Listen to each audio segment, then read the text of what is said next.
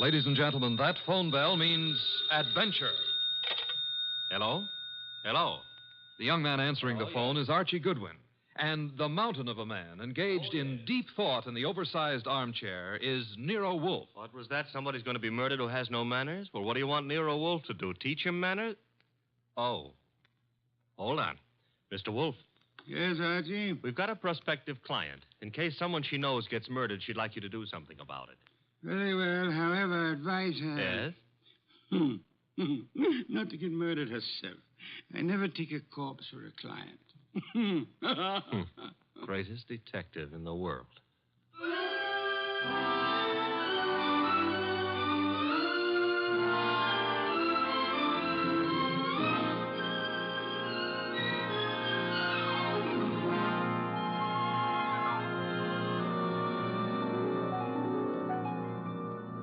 Yes, Archie is so right.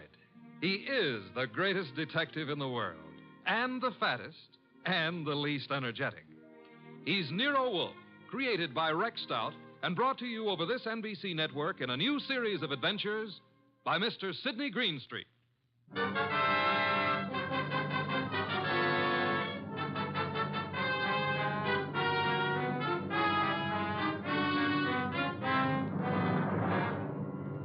Tonight, it's the case of the impolite corpse. It began on a certain night at 8:40 when Walter Channing, an advertising executive, was dictating in his office to his charming secretary, Brenda Barkley. Brenda, take a memo. Yes, Mr. Channing. This is to be mimeographed and sent to the entire staff. The entire staff, yes, sir. Notice, effective at once, 1-hour lunch periods will be strictly enforced. Employees will post time of departure and time of return. Yes, what is it? Mr. Channing. Bennett, I'm busy. But I've got to see you, Mr. Channing. About this afternoon. This afternoon was unfortunate, Bennett, but it happened. I lost my temper. I'm sorry. So am I. Mr. Channing, I've been with the firm 14 years, and because a man blows up once in 14 years... Mr. Channing's office. Oh, you've got to reconsider. That's all, Mr. Channing. I never reconsider, Bennett. It's your wife. But, Mr. Channing... That will be all, Bennett. It won't be all. You can't wipe out 14 years of a man's life. Even you can't do that, Channing. It's Mrs. Channing on the phone. Oh. Hello? You're where? That's in this building. Since when has Dr. Ellis kept evening office hours? I told you there's nothing wrong with you. No, I can't. I don't know when I'll be through. And I don't want you hanging around up here. Well, take a cab or walk. I don't care what you do. What? I can't understand you. What? Goodbye, Doris. Where was I? Walter. Yes? You are going to reconsider about Tom Bennett, aren't you? Bennett was insolent this afternoon. I won't tolerate insolence. Yes? Shine, Mr. Channing? Shine? No. What's he doing down here this time of night? Half the staff's working overtime. Kelly's an enterprising shoeshine boy. Might have missed someone on his rounds this afternoon. Walter, about Tom Bennett. Forget Bennett. Oh, look, you upset the inkwell. Oh. Quick, blot the stuff. Yes, of course. Did any spill on you? Spot at my trouser cuff. Lucky you didn't get on the carpet. Walter, about Tom Bennett. I told you to forget Bennett. All right, Walter, all right. Though maybe you shouldn't. Maybe you'd be better off to use him as a model. A model? If he knows he's not wanted around here, he'll have the self-respect to get out. Meaning? Well, you've known for a long time you're not wanted. And you're still here. How you'd like to fire me.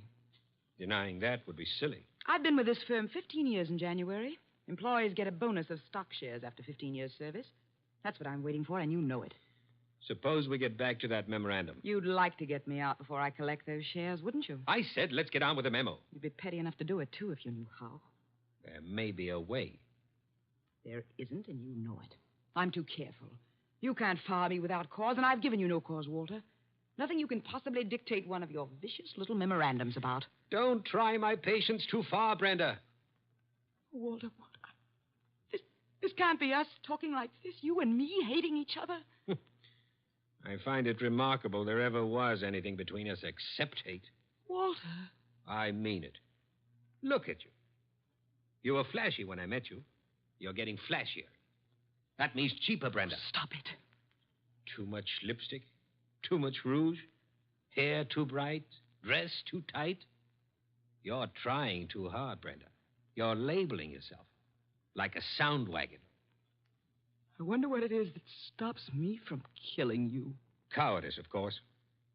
Now, when you've stopped sniveling, we'll get on with a memorandum. You ready? Yes, I'm ready. Notice. In the interest of economy and efficiency, junior executives will confer in the conference room, not in private offices. Mid-afternoon coffee and personal phone calls and daily shoe shines will be eliminated.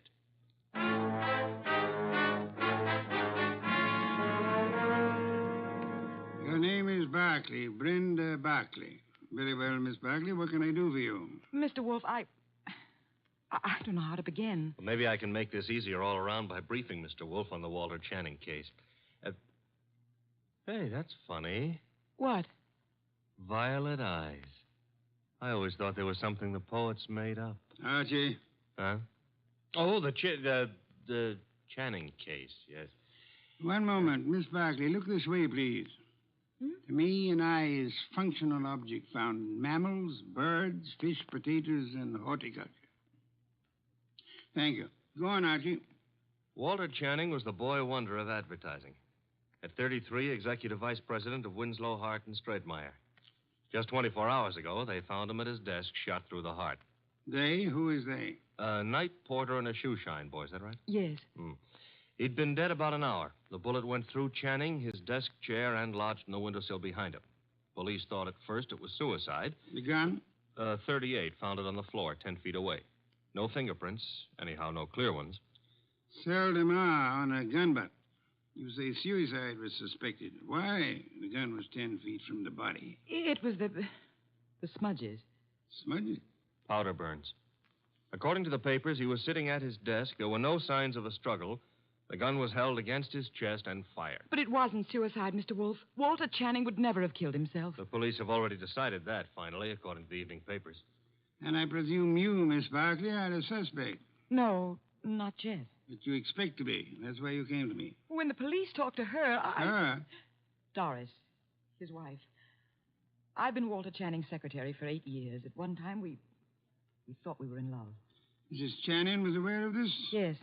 Oh, it was a long time ago. It was over. It was finished a long time ago, but she never believed that. Neither did Alan. Alan who? Alan Mielek, head of the media department at the agency. We were going to be married when Walter and I... Well, Decided you were in love. Miss Barkley, who finally decided you were not? You or Mr. Channing? He did. I see. Mr. Mielek believes you did not share this change of heart. Yes. Oh, he's such a fool. I dare say you fear Mrs. Channing or Mr. Mielek or both will reveal the ill-fated romance. You know what the papers will make of it, what the police will try to make of it.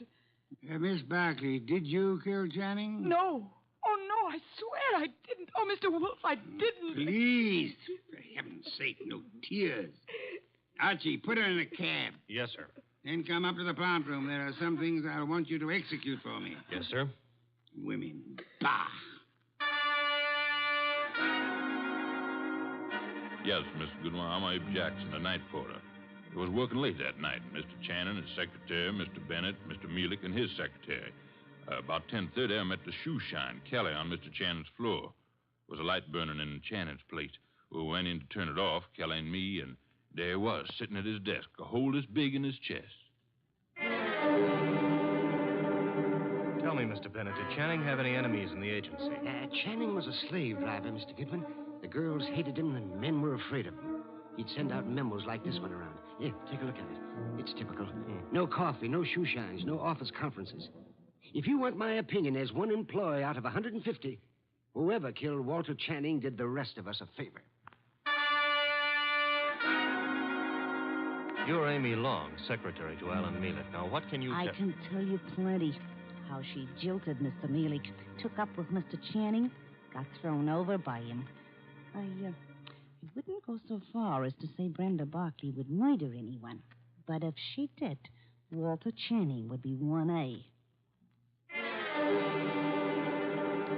Channing get his shoes shined by you? I called the agency man, sir. You know, it was Jackson and me found him. Everyone else had gone and left himself, poor soul, sitting at his desk, dead.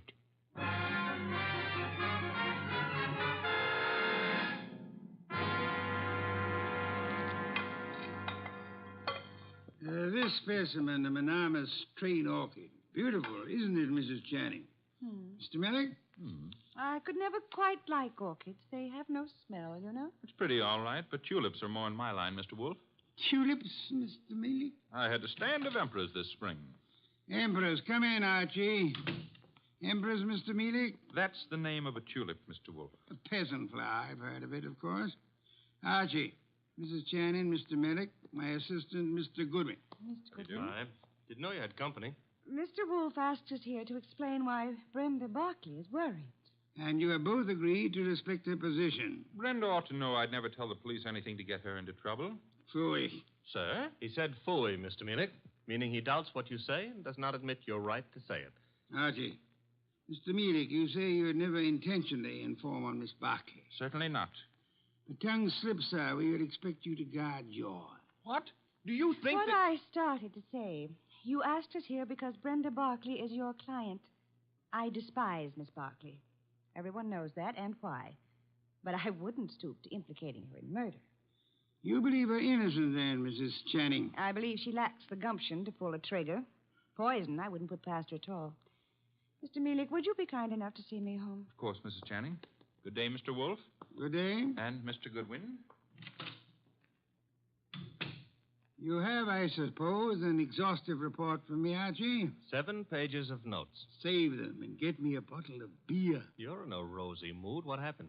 I said I would like a bottle of beer. No, you wouldn't. Archie, you better... Don't puff up about it. Those vest buttons won't stand the strain. I can't get you a bottle of beer. Why not? You ordered me to hold you to 4 a day. I rescind the order. You also ordered me not to let you rescind the order. What's the matter with you, anyhow? I have had to entertain 2 very dull people too long. Both those dull people are prime suspects. Mrs. Channing is a woman scorned. Mealich lost his girl to the guy who was killed. I can't blame her for throwing him over. Archie, the man grows tulips. What? Tulips. Phew. Well, give me a report. I checked the agency, everybody who was working down there the night of the murder. Also, I dropped in on Inspector Kramer at homicide. Also, I visited the morgue. Why the morgue? Because if I hadn't, you'd have said, why not the morgue? Go on. I drew a blank there. Kramer let me look at the clothes Channing was wearing. There was an ink stain on the left trouser cuff. An ink stain? And a hole through his shirt front with plenty of powder smudge like the paper said. He was shot with a .38 at point-blank range, sitting down. An impolite corpse. What? Discourteous. He didn't rise to meet his murderer.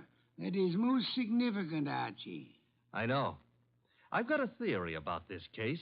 No theories, facts, if you please. But look, Channing owned a .38. That's a fact. It's disappeared. That's another fact. The murder gun was a .38 with the numbers filed off, and it could be Channing's own gun. Thereby proving what, Archie? That his wife had access to it. Your theory involves Mrs. Channing, then? And Mealich. She decides her husband is less trouble to her, dead than alive. A regrettable tendency of wives. Have you noticed? And she sells Mealich on the idea. Now, that wouldn't be hard. They figure to make it look like suicide, but Mealich loses his head and runs, drops the gun on his way out, and... Oh, you don't buy it. Enough of theories. The facts, Archie. Out of your notebook. 1. 9 people were on the scene that night, working late for one reason or another. Mrs. Channing tells me she was visiting a doctor's office in the same building, by the way. 2, every one of those people hated Channing. 3, here's a sample of why he wasn't popular. Memorandum, huh? Dictated the night he was killed. The staff got it the next morning. A whip cracker, Mr. Channing. Fact 4, the ink stain on his trouser cuff was partly rubbed out. With what? Cleaner of some kind. I didn't get the brand. Fact 5, there's a spot on the carpet near Channing's chair. Spot of what? Ink? Blood? Looks like ink. It looks like ink. Well, I didn't analyze it on the spur of the moment. My chemical set isn't working so good, boss. Phooey. Archie, I want 2 things. Yes, sir? Get over to headquarters. The police have Channing's trousers. Suggest to Inspector Kramer that he have the stain analyzed. Suggest also that the spot on the carpet be analyzed at the same time. Be around him when the information arrives. This is Be Kind to the Police Week? Phooey. I never have sought to beat the police on matters of fact, only on interpretation, deduction. Get going. Oh, and Archie. Yes? When you return, I should discourse upon the sanctity of deskhood. The sanctity of what hood? Deskhood. Now be off with you, and please remember you're tracking a murderer. Don't stub your toe.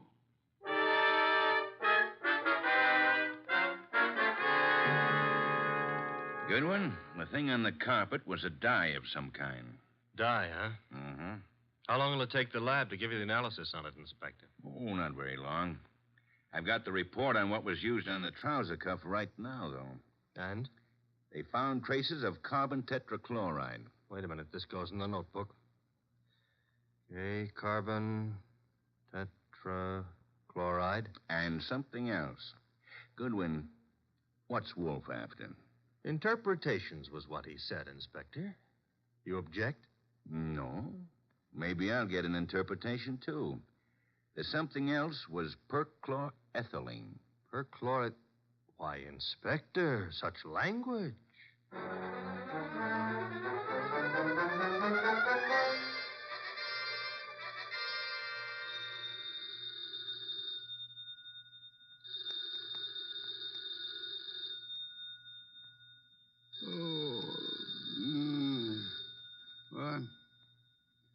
What? Archie. The phone. Oh, not back yet. Hello? Mr. Wolf? Yes? This is Brenda Barkley. Oh, Mr. Wolf. What is it, Miss Barkley? You've got to come to Mr. Channing's office right away, Mr. Wolf. Mr. Goodwin has been to your office. Everything I need to know. You've got to come, Mr. Wolf. Nonsense. I don't go out. My digestion disapproves of it. I disapprove of it. But, Mr. Goodwin, he's in danger. What's that? Terrible danger. He needs you here at once. Archie, danger? Let me talk to him. Please come. Hurry. What's happened? Hello. Sparkly. Fritz, get out of the car. Bring me my wool muffler and worsted vest. See if you can find my galoshes. Confound it, I've got to go out.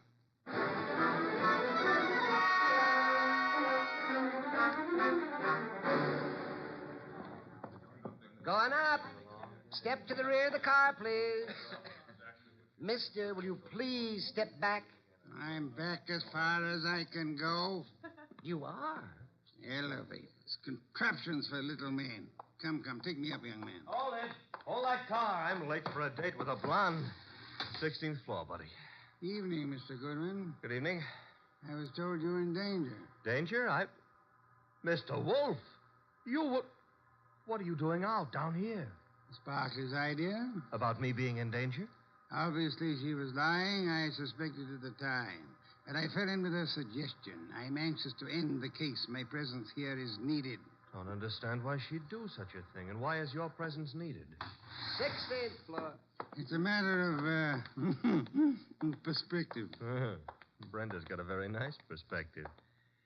She'll be around here someplace. The agency's got this whole floor. Her office? Down this corridor, next to Channing's. Well, Kramer came through on those reports from the lab. That smudge on the carpet wasn't ink. It was a dye. Powdered aniline. Brenda. Oh, Mr. Wolf, thank heavens you're here. Hey, I'm here, too. The police, they questioned me again this afternoon. I'm so frightened, Mr. Wolf. You've got to find the murderer before they... Baby, take it easy. Well, oh, hello, Archie. Hello. What's the idea of trying to pull a fast one on Mr. Wolf? Well, I just had to see him. Please understand. Is this Channing's office? Yes. You told him I was in danger. At last, the place to sit down. Well, I had to tell him something to get him down here. He's not happy. You comfortable there, sir? Miss Barkley, come here. Mr. Wolf, I can explain. I thought if you were here, where it happened, if you could see for yourself, then you'd Young woman, there are many things I'd like to say to you. Oh, now, wait a minute. She was scared, boss. However, I am too short of breath to do them justice. Archie. Yes? Round up everyone concerned with this case. Right now? Including Mrs. Channing. Get them in here. Yes, sir. You help him, Miss Barkley, and close that window. Yes, Mr. Wolf. Fresh air. I've had enough today, thanks to you, to last me a lifetime. If after all that exposure, I live a lifetime.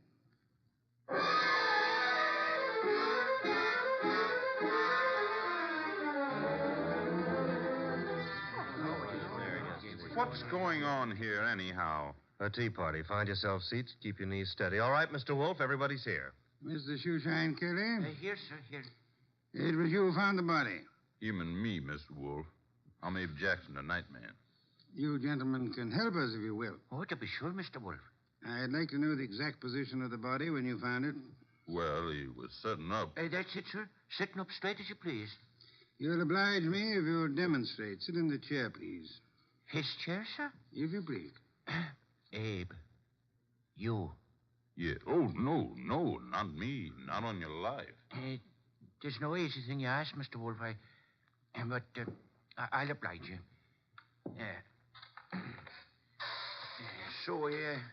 It was like this, I'd say. You agree, Mr. Jackson? A little more to the right, maybe. Yeah, that's the way he was. Archie, Yes, sir? help me with a brief recapitulation. Well, so far as we know, Channing made no outcry. Therefore, he could not have been startled by the appearance of the killer. There were powder burns on the body. Therefore, the gun was against Channing when it was fired. His own hand couldn't have held it closer. Nobody heard the shot, probably because this office is soundproofed. The gun that killed him was lying on the floor 10 feet from the desk. In the direction of flight through that door. Go on, Archie. The killer was almost certainly well known to Channing, or Channing wouldn't have let him come that close without a struggle or an alarm. Also, the killer had access to this office, another proof that he's not a stranger. One more point, if I may, Archie. The killer, he or she, is present here now. Here in the room. Quiet, everyone. We come now to the point I mentioned to you last night, Archie. The point I call the sanctity of deskhood. Sanctity of what? Deskhood, Mrs. Channing. Explain, Archie. Still figure it's so important? Absolutely essential. Well, I wrote it here somewhere. Oh. Deskhood refers to that area behind a desk where a man earns his livelihood, makes his career, builds his reputation. You mean here, where I'm sitting? So long as a man sits at his desk, he enjoys a curious area of privacy. He is remarkably safe from intrusion. That's it, Mr. Wolf. The sanctity of deskhood. Think about it a moment. You'll see what I mean. Nonsense. I've gone around that desk hundreds of times. I'm sure she has. Many more hundreds. If you mean what I think you mean, Mrs. Channing, you... Please, ladies. Mrs. Channing, when you approached your husband at his desk, what did he do? What did he... Why, he stood up and... He stood up. Sparkley, you agree? Well, yes, he'd have to stand up. At least he always did. But for his murderer, he did not. Archie, resume from your notes, please. Well, whoever killed Walter Channing went around the desk without Channing rising, held a gun to his chest, and pulled the trigger. Excuse me. If you will go behind the desk and stand facing Mr. Kelly, Archie. Here. This the way you mean? You know the angle of the body wound to the hole in the chair? There wasn't any angle. One was in a straight line with the other. From where you stand now in front of Mr. Kelly, if you wish to inflict an identical wound upon him, could you do it? Not from where I stand. I'd have to kneel. You'd have to kneel. Do so. Note, please, the murder tableau. You mean that's what The question now, who could kneel before Channing, get close enough to kill him from that position without alarming him in the least? Kelly. The shoeshine man. Hey, wait a minute now. Shut up, you, and sit there. His motive is crystal clear. The memorandum. Memorandum. You have a copy, Archie? In my notebook. Ah, yes. Miss Barclay, read the part which could explain Mr. Kelly's action. No, not now. The You memo don't do was that. all over the office. Kelly must have seen Oh, it. wait a minute now. Notice effective at once. Yes, here it is. In the interest of economy, daily shoe shines will be eliminated. That'd cut off Kelly's bread and butter. Kelly, I can't believe it. Nor can I. What? It's obvious Kelly murdered Walter Channing. Mr. Wolf, now listen, I did nothing of the But kind. the obvious can be too obvious. Meaning what exactly? Archie, Yes, sir? brief these people on the ink-stained trousers. Channing spilled ink on his trouser cuff the night he was murdered. Somebody tried to clean the spot off. With what? According to the police analysis, carbon tetrachloride and perchloroethylene showed up. Both non-inflammable ingredients used in many commercial cleaners. Exactly what are you getting at, Mr. Wolf? One moment, Mrs. Channing. Mr. Goodwin also has an analysis of the spot on the carpet behind the desk. Archie? A powder form of dye, aniline dye. Used in what, perhaps? Well, the lab suggested a shoe dressing. I got no powder dye. I swear I ain't, Mr. Wolf. I'm sure you haven't, Mr. Kelly. You'll find this particular type of dressing is used on women's shoes, suede shoes, usually. I don't understand. Wait a minute. Yes, Archie? If a woman... Now, suppose a woman knelt in front of Channing to clean that ink spot off his trouser cuff. That smudge could have rubbed off the tip of her shoe onto the carpet. Exactly. I believe you'll find a typewriter cleaner contains tetrachloride and perchlorethylene. Something else just occurred to me.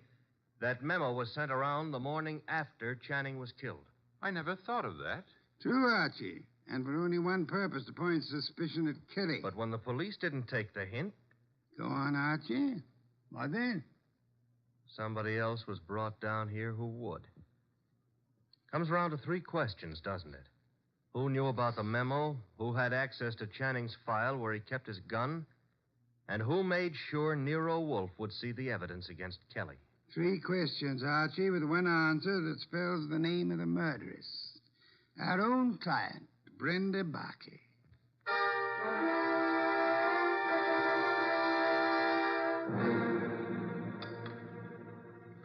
Steak, Archie, marinated. You like it? I'm not hungry. Indeed, I suggest a tonic. That reminds me. I had a call. You had? Doris Channing. She had some idea about my explaining things to her. She found my explanation insufficient? No, but she felt it lacked the personal touch. Phooey. Hand me a can of beer. However, you do have the evening off. Yes, sir. Keep out of trouble. Doris Channing is a blonde.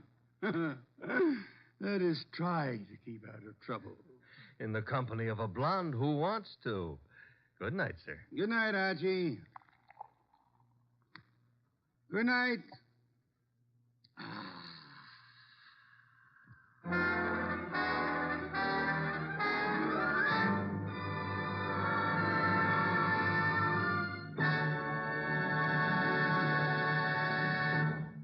You have been listening to The New Adventures of Nero Wolfe, starring Sidney Greenstreet.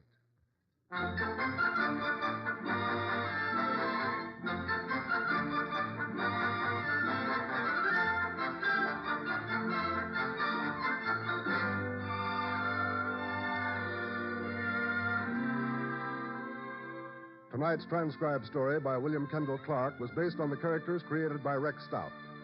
This is an Edwin Fadiman program produced and directed by J. Donald Wilson. In the cast were Larry Dobkin as Archie Goodwin, and Donald Morrison, Betty Lou Gerson, Bill Johnstone, Howard McNear, Mary Lansing, and Barney Phillips. Next week at this same time, Nero Wolfe and Archie will bring you the case of The Girl Who Cried Wolf. John Storm speaking.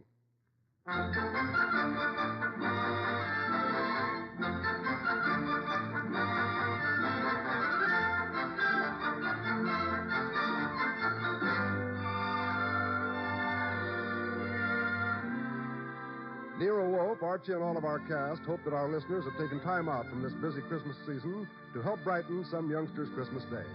Be sure to send a thing, your choice of anything you think a child would like for Christmas, to the groups in your own town who are distributing these toy gifts to less fortunate children. 3 chimes mean good times on NBC.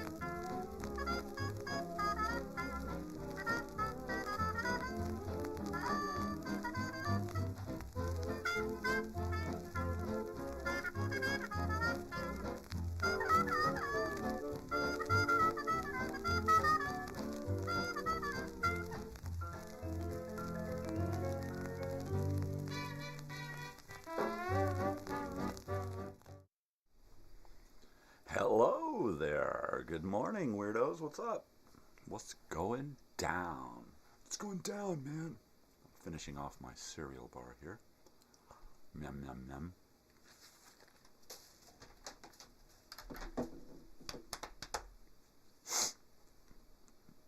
And drinking some coffee. I like my new fade here. I like this.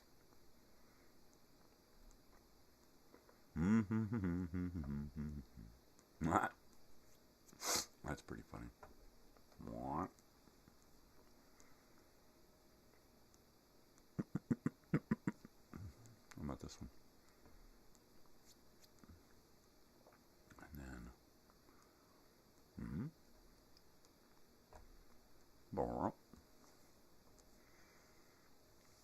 pretty cool stuff. Pretty cool.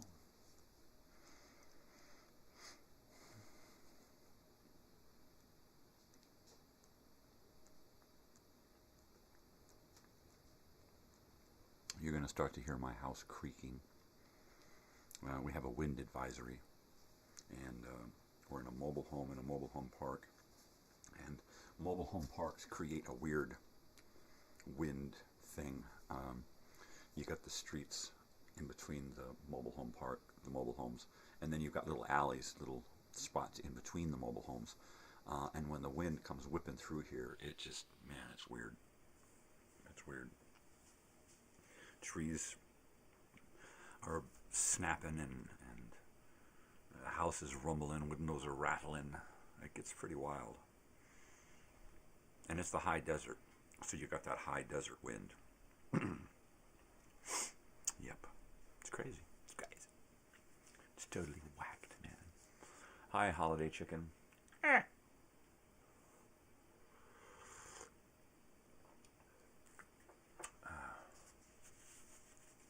Talked to my brother last night. Got things situated for doing voiceover and copy and that kind of stuff. He's like, yeah, sure, whatever. So that should be cool. It should be relatively easy to do that, and I'll probably try to get on that next week. Assuming that I'm going to have shirts today or Monday. I probably won't pick them up today, unless they're like, hey, they're done, they're ready, they're ready to go. In which case, I am going to pick them up, and then go by the post office and pick up bag one, and say, hey, how much is this going to cost to ship? Maybe I'll bag one and mail it to my brother. Bag a couple and mail them to my brother, and then I'll know how much it costs to mail 2 shirts. Right? Totally.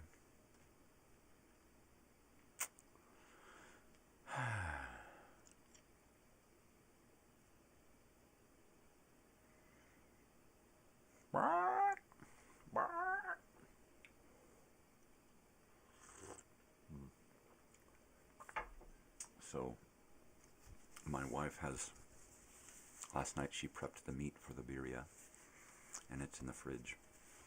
So, she'll be cooking it up today with whatever else we're going to have with it. I don't know what we're having with it. Probably homemade rice and beans. That's always good.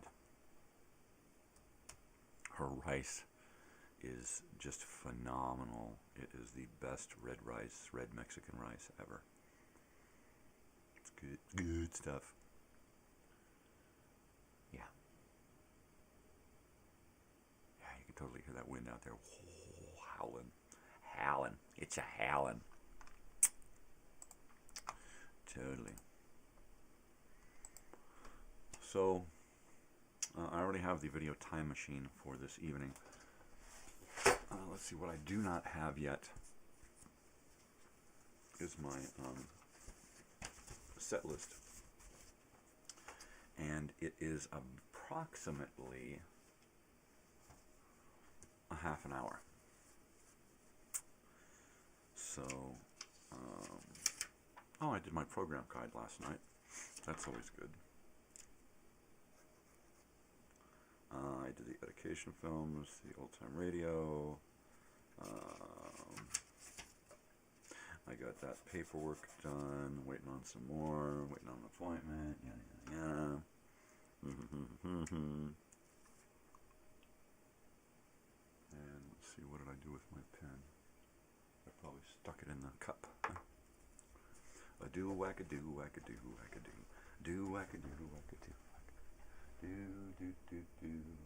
Doodaloo, doodaloo, doodaloo. There she be. There she be. I like these old style pens with the 4 different colors, right? These are an American classic right here. I was watching an episode of The Secret of My Identity, or My Secret Identity, right? With Jerry Connolly. And he was sitting there writing, and he had one of these dudes. And it was like, I was so tempted to grab mine and hold it up to the screen and take a picture of us together. It was, you know, but then again, I'm weird, so I probably will.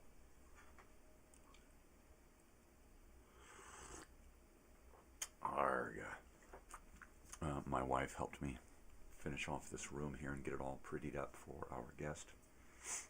And there's also the option. We got a B Airbnb right up the street that we manage, and we can always say, hey, you don't have anything booked, can we get it for the night? Right? And then my guest can stay up there if they so prefer, you know. Right? Because I like to be accommodating. I mean, if somebody's like, well, then go stay up here. No big deal. My lifestyle, our lifestyle here is a little bit different than most, right? We live in poverty, but that's cool. I mean, I don't mind being poor. I've been poor my whole life. I've been rich in ways that most wealthy people will never know. So I don't mind being poor, poverty-stricken. Without dinero. Ain't no big thing. Boy, well, anyway, good morning. It's Friday, Flashback Friday, 5 a.m. I am damn pleased to be here. Why? Because I opened my eyes and I was alive. That's why. It's always a good thing. You wake up and you go, hey, I'm still alive. Son of a bitch. What a fucking deal. Right? So there you are. Tower Records here, because it's Flashback Friday. And I want to talk about 8-track tapes. I got a lot of 8-track tapes and stuff going on, you know. Unfortunately, I went by the thrift shop yesterday and thought, I'm never going to find an 8-track in this place. And I look over at a shelf and I'm like, what the hell is it? Next to a video cassette, there was an 8-track. I'm like, well, look at that. What do you know about that, an 8-track? It's just an 8-track, no slip cover, no anything. I'm like, well, you know what? I'm going to buy that 8-track because it's just a lonely little 8-track. Lonely little Johnny Cash 8-track, right? And it's even a bootleg. Bootlegs are things that were sold in truck stops. Guys would make a bunch of tapes and then they would sell them to truck stops for really cheap. Let me go check on my dog situation here. Pardon me. And you can check that out there.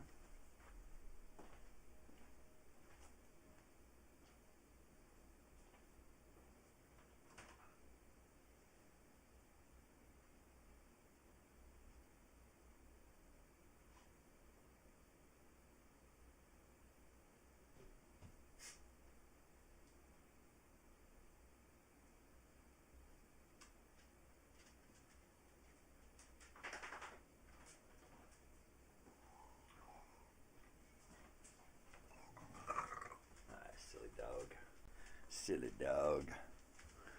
Arg. Okay. Here we go. And I'm back. Turn the page.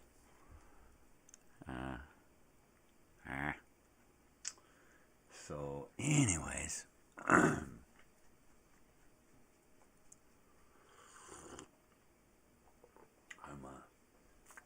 I'm at this thrift shop with my daughter. And we go in and we go right to the media.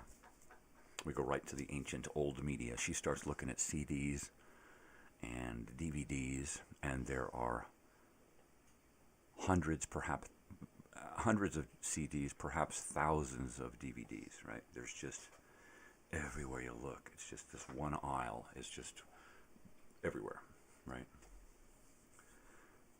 I'm looking around, and I'm thinking, wow. It was amazing to find an 8-track, you know?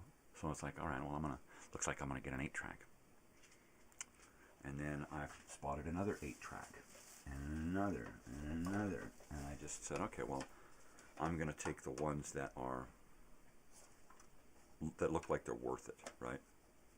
Oh man, I didn't see this one. It's got a gummy roller on it. It's an Ampex with a gummy roller. Oh, I didn't even realize that. I would have just left it. But it was a Clarence Carter Patches, some blues, and it was like, oh shit. It's all in your mind. Patches.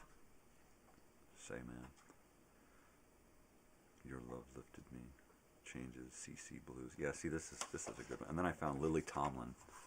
A Lily Tomlin one, right? Her in that big, giant rocking chair. And That's the Truth. Lily Tomlin.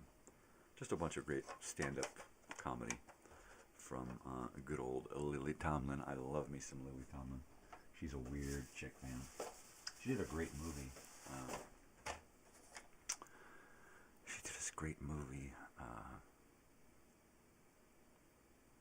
Let's see, what was it called? Well, there was The Man with Two Brains, right, with Steve Martin. Edwina Beckenbourg, put Edwina Beckenbourg. A rich lady dies, wants to put her soul inside of a new body. Pardon me.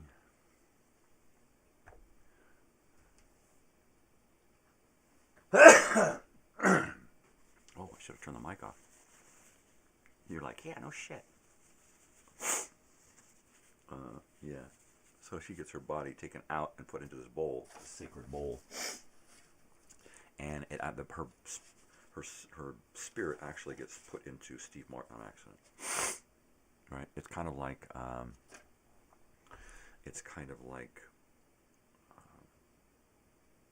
inner space, that one with Dennis Quaid and Martin Short, where they shrink Dennis Quaid tiny and stick him in a little rocket ship and put him inside a syringe, and they're going to inject him in a rabbit.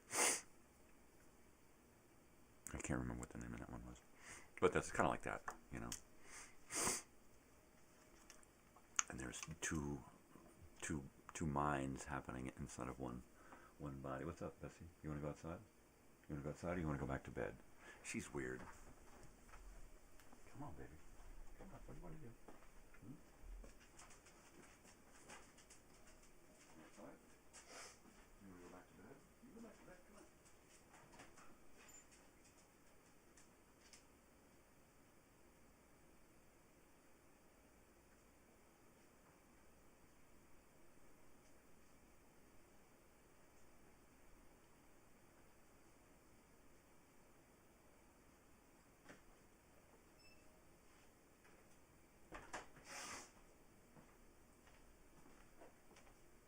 Yeah, she's a funny dog. She used to come out and spend all morning with me.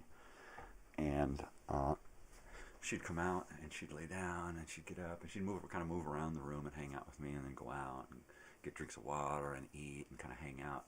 And then she started going, another dog, she started asking to go back to bed.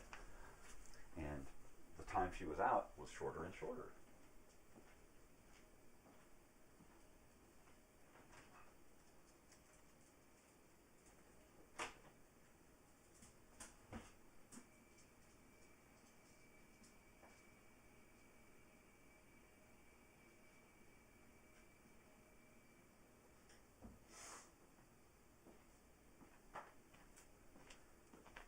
There goes Sam, saying, put me out of this room and into this room. He's like, that's a shift change.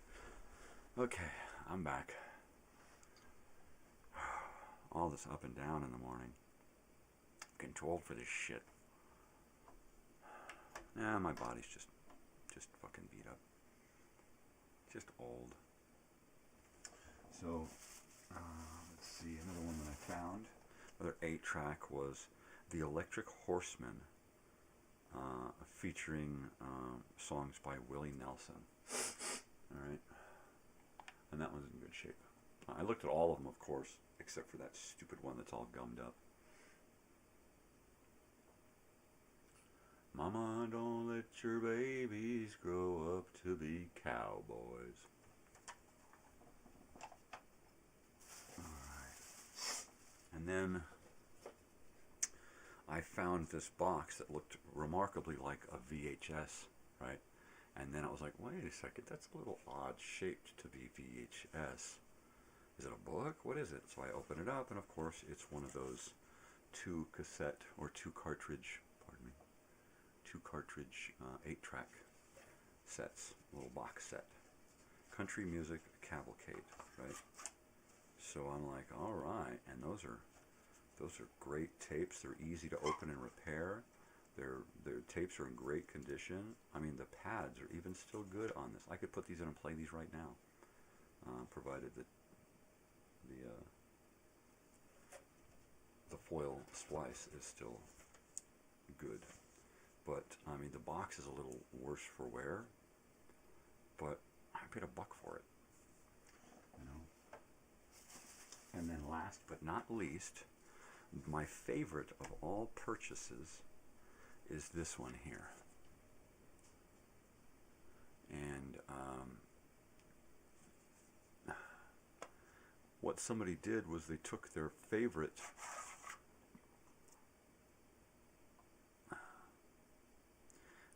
they took their favorite Mamas and Papas tape, and they built this really cool homemade slipcover for it, and then they recorded Poco over it. But I thought it was such a neat little piece of Americana, right? Because of the way people feel about their music, especially back in the 70s. I mean, you see a lot of 8-tracks that are like this, that have people have drawn on them, colored them, done all kinds of stuff to them, created their own little cases. It's weird. It looks like a rock with the flowers growing out of it, is what it looks like. And the more I look at it, the more it looks like it is an actual graphic created by somebody, and perhaps like yeah, it's the same on both sides. One side's a little faded and water beaten and a little missing, but it could be a potato. Somebody could have taken something out of a magazine, right? A piece of wallpaper, anything, and turned that image into a slipcover. So there's that. I also found a couple of these other cool ones here. Here's a Marty Robbins, Adios Amigo, Columbia, and it's still got the original slipcover on it. I hate it when they put price tags on places it should not be. It should not go on paper. It should not go on a label. And here you go. That's what life is all about. Bing Crosby. And this one, I'm going to say, is probably one of his last deals here. 75. He died in 76 or 77. So this is going to be one of his last, if not last, record. United Artists. And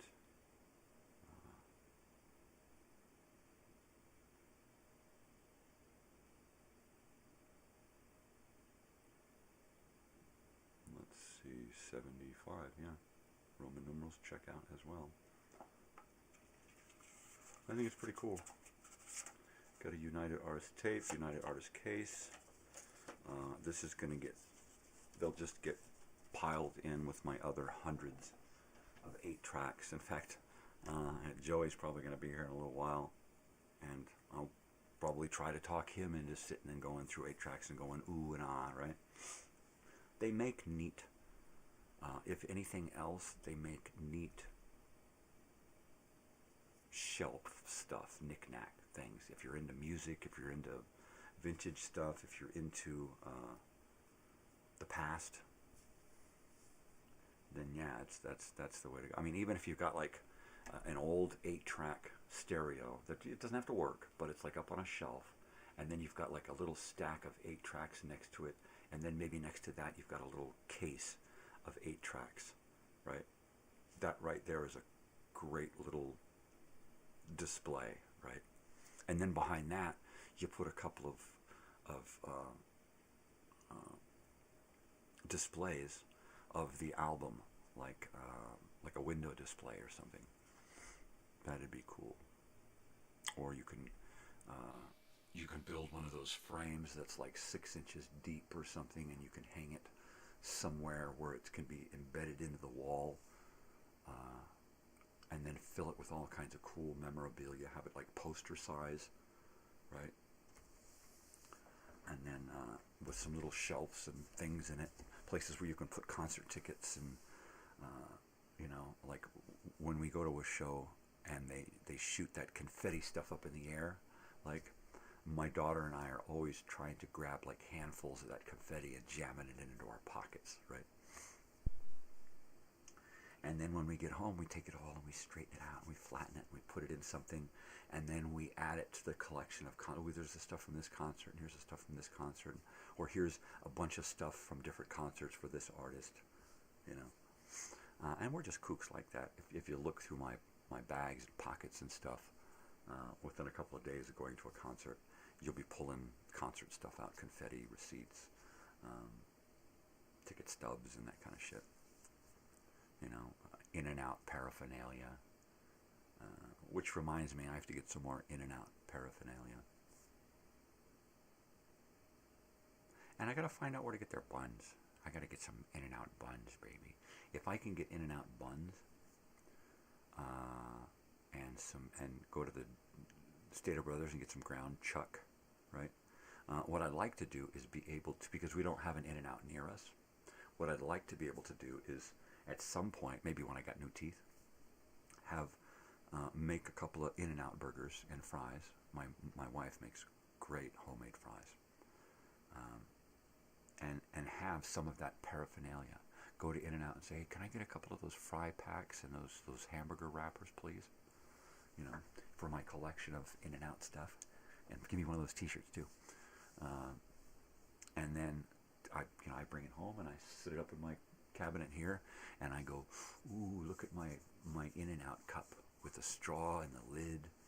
Ooh, look at my tray. Ooh, look at my lap mat, you know. I'm a kook. I'm crazy for that stuff.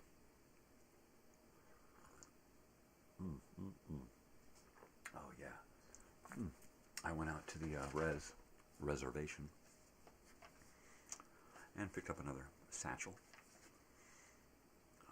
Indica, of course, because I get indica because it doesn't do anything for my head. Not real. I mean, yeah, it helps my depression, anxiety, stress, but it doesn't get me all like, hey, man, what's going on? Right? That's not me.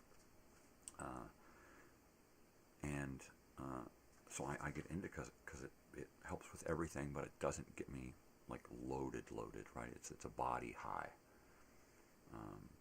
It gets you so high. So I get this stuff last night. I'm like, oh, this is different. This is new. What's it called? Carbon candy. Right? So I get this carbon candy, and it's like almost 32% in the THC. And I was like, wow, that's heavy. Usually I'm down in like 25, 26, something like that. And I'm looking at the one that I gotten before. And I'm like, yeah, I got this one a couple of times. Let me try this one. This one's new. And so a couple of hours later, I'm back at home and I've chilled out and relaxed. I'm like, you know what? I'm gonna try a little bit of this stuff. So I bust it out, break some up, get my bong. And where's my bong? There's my bong. And so it's like, all right, I do a hit of that shit. And it's like, wow, that's really good tasting stuff. And within a couple of minutes, my eyes are like slits, right? They're like, I couldn't fit dimes in those slots, man. You could blindfold me with dental floss, right? So I'm just like, wow, man, that is some heavy shit. I haven't been stoned in like months and months, right? Every once in a while, I'll get something that is really stony, but I don't like to get too stony, because then I wind up just getting the munchies and passing out, right? I like to have something that I can function on.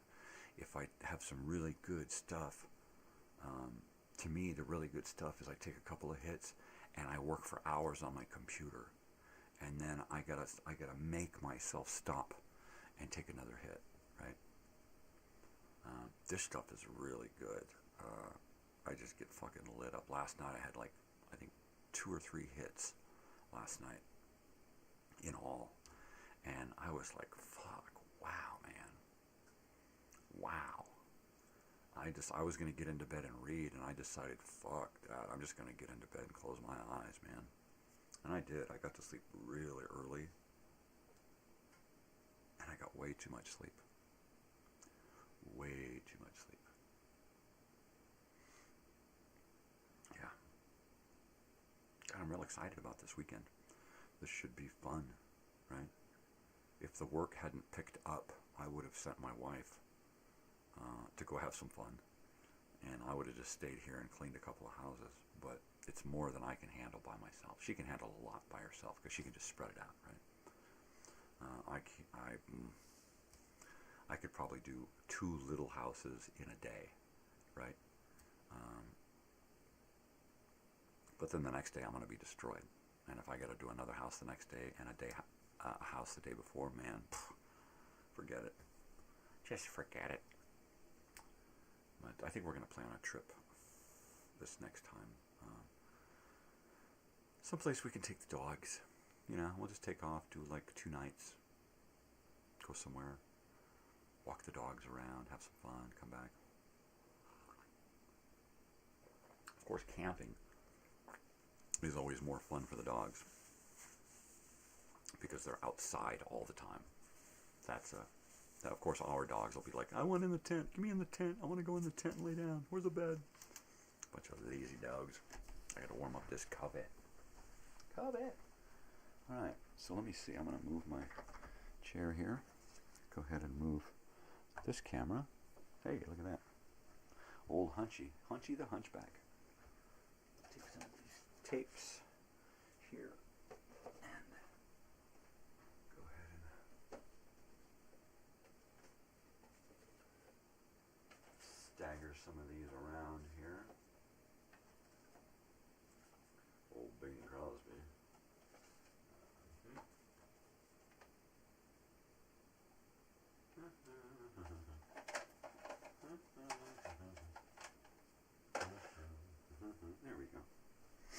There we go. Take that.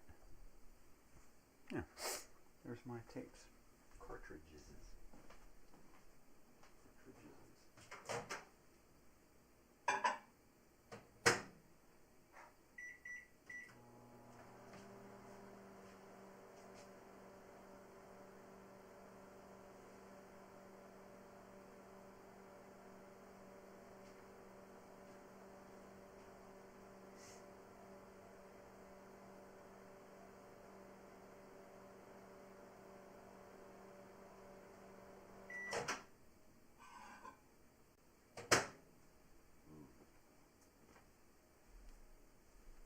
Totally.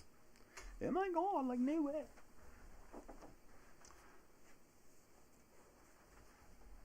Yeah. Boy, man, I am worked. I sure love that little picture there, right? I mean, that's just a great shot. Where am I? Oh, I see. Hey, there I am.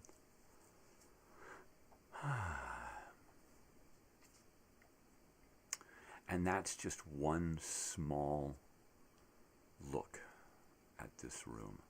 Now, when you're standing in here and you're looking around at all this, you're like, oh my God, does he really pack this much shit into here? Oh my God, like, no way. Yeah, I really do. And this ain't all. I mean, this is just a cursory glance at this room here. There's stuff in drawers, there's stuff in boxes under beds, there's underneath my bed, there are stacks of 16 millimeter film because that's the coolest place to store them. I've got video cameras from as far back as 1980. It's ridiculous. I've got stacks of stereos and VCRs and Betamax.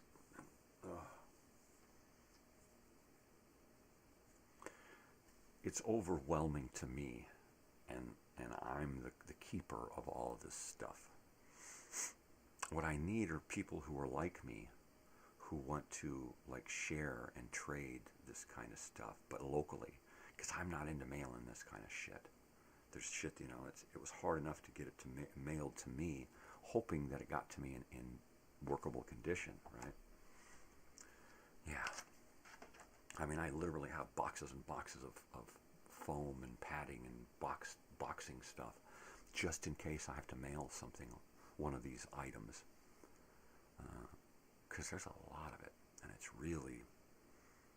it's not so much delicate as it is heavy and, well, delicate, yeah. You don't want to snap one of those boards. You're screwed. You can't get that shit, you know. You're just screwed. Look at that, my nose. All right. I'm just getting too pumped up again.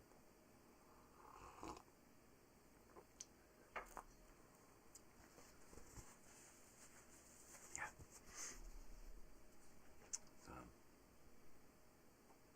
Crazy. I guess I'm packed for Vegas. I mean, I'm just going to wear one pair of pants, right? A pair of jeans.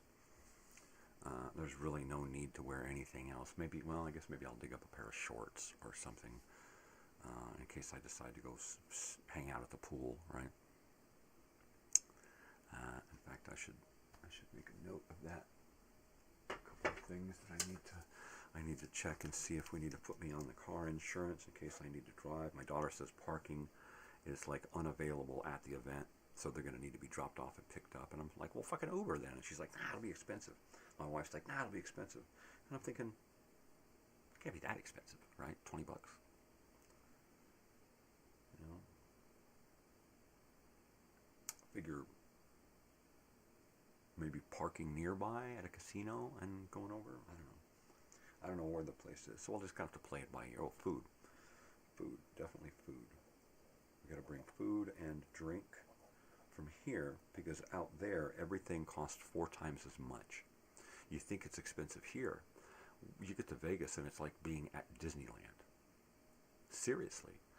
$8 for a 16-ounce bottle of Coke. $8. Okay? You can get a 12-pack for $6 at Walmart, right? $8 for one bottle of Coke. Oof. So, food and drink. And then what was the original thing I was going to write here that I totally got sidetracked, right? It'll come back to me. Yeah. So I think we'll pack the cooler and bring water, some sodas, I guess, for me, maybe some juice for my daughter, whatever Joey drinks. Bring some kind of... I think last time we said we should have at least brought a loaf of bread, some lunch meat, and a little thing of mayo and mustard, right? And some chips. And then we would have something in the room in case, like, man, I'm hungry, but I don't want to go out. We'll make a sandwich, right? If there's a microwave, then ramen. Or you know, heat something up. So, yeah, we got to pack the cooler.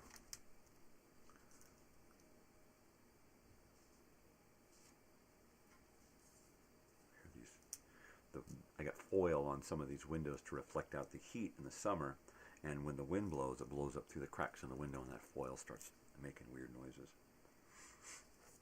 Yeah. Shorts, that's what I was going to do, shorts. Let me get some shorts. All right, a pair of shorts couldn't hurt, right? Jeez. Of course, I've got an extra pair of glasses, just in case. Yeah, baby. All right, earplugs. Got to remember to bring earplugs. A handful of those little foam earplugs.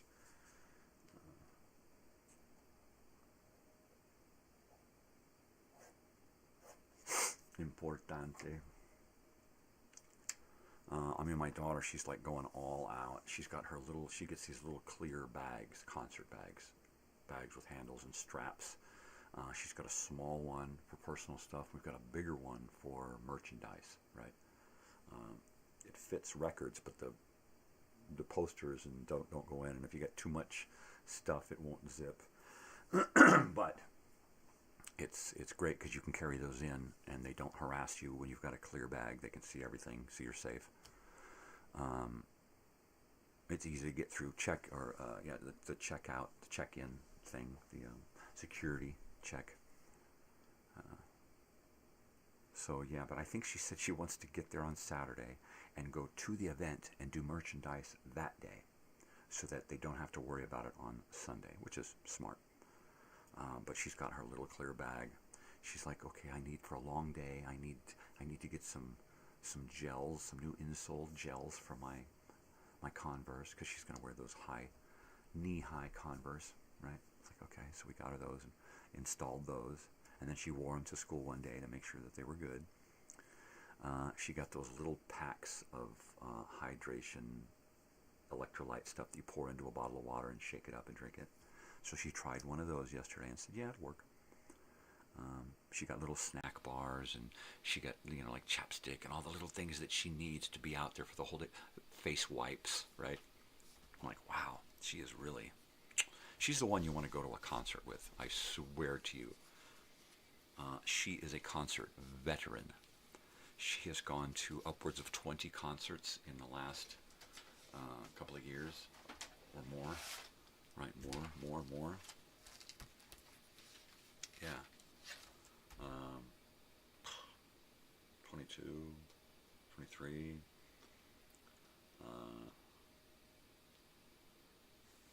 Yeah, I mean, there's even concerts here that I haven't even put in here yet. My wife, she just went and saw Modern English. That's got to go in the concert book here. So my daughter and I are going to actually sit down and write up all of the shows, shows that she went to, shows that she and I, her and her friend, her and her friends, her and mom, mom and me, all of us together. Every once in a while we get to go to a show together, which is cool. We did the iHeartRadio one last year, and got to see the 1975 and Fall Out Boy in the same set, which was really cool. It was supposed to have been Fall Out Boy and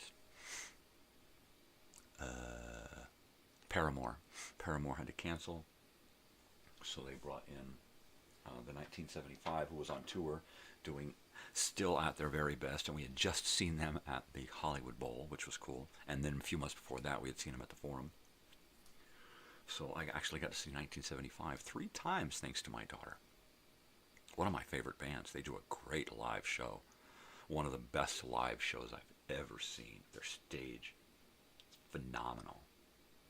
All right, watch this, do that. I got to go check my dog again. I hear footsteps. I'll be right back.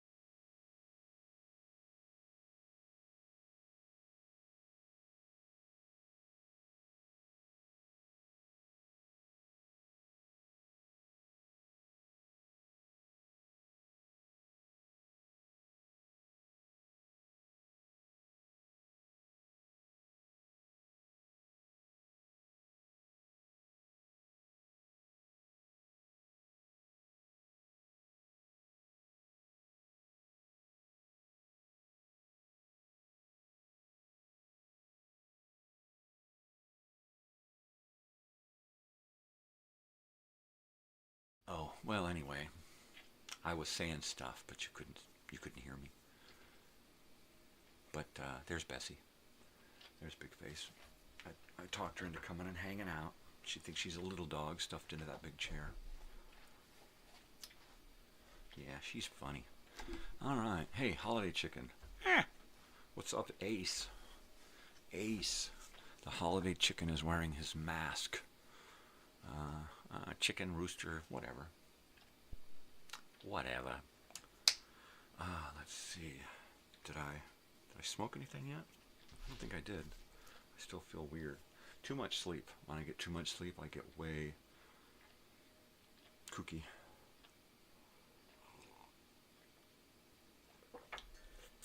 The opposite of what people get when they get too much sleep.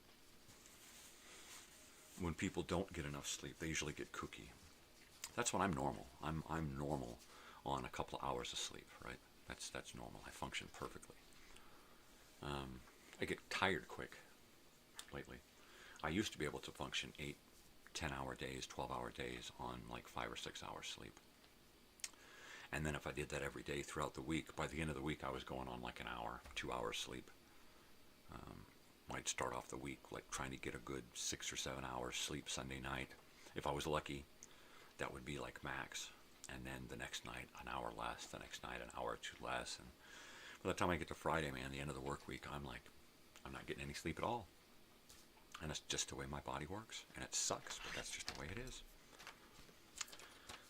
I guess I could afford to do a couple of bong hits this morning, even though it's probably going to jack me up really fucking heavy. You know, this stuff is, it's different, tastes different, feels different. It's got a great fucking head buzz. So yeah, there you go. I had to get something, you know, I got to go to Vegas. I don't want to go there empty-brained. Of course, kids nowadays, they don't need this kind of stuff. There's so much going on nowadays to keep kids, young people, into something, right? It's like most of them are like, drugs, schmugs, you know? Psh, take your drugs, whatever, you fucking loser. So I just, you know, sure, I'll take my medicine. I'll take my medicine. Damn it. Because that's pretty much all it is at this point. When I was young, it was like a party tool, right? And then, you know, you grow up, you get responsibilities and stuff, and you don't smoke as much or as often or at all. And then it was like after an injury or two, it was like, I'm sick of pills, man. I need to go back to pot, you know. And I started smoking pot again, seriously, right about before it went legal. Probably like 2013, 2012, 2013 is when I had been on pills for like almost a couple of years. And I was like, fuck this, man. I'm gonna get a card and go to a dispensary and change my life. I was like, fuck it, I'm going back to school, man. And I did. I went to school for 2.5 years, got straight fucking A's and B's. Didn't graduate, but I wasn't there to graduate. I was there to rehabilitate my body and get out of my depression, right? So it was like I wasn't going to take classes that were going to bring me down. Like I didn't take any history, but that would have been my next trip, would have been to take some history, because I dig history, right? It's the memorization that kills me. I tried to do math, and I should have taken like 3 math classes. I couldn't deal with it. I could not deal with the math. It was like, you know what, that's brain work, and I'm here for myself. I'm here for creative work. I don't want to do that. I never planned to graduate anyway. I never planned on earning a degree. I went there because I had financial aid available, and I could go to school for free, and it was free physical and mental rehabilitation. That's it, you know? And it was fucking fantastic. It was fantastic. You know, back in 2003, 2004, when I tried to go to college, I was trying to do it for a degree to graduate. Hey, good morning, Joey. What's up, man? And I could not do it. I failed. I was a very good success at failure. And it sucked. It was depressing how bad I was in school then. I tried too hard. It was easier once I got, 10 or 15 years older, and I was just doing it for me. So where are you at? You still in Phoenix? Phoenix. I used to live in Phoenix.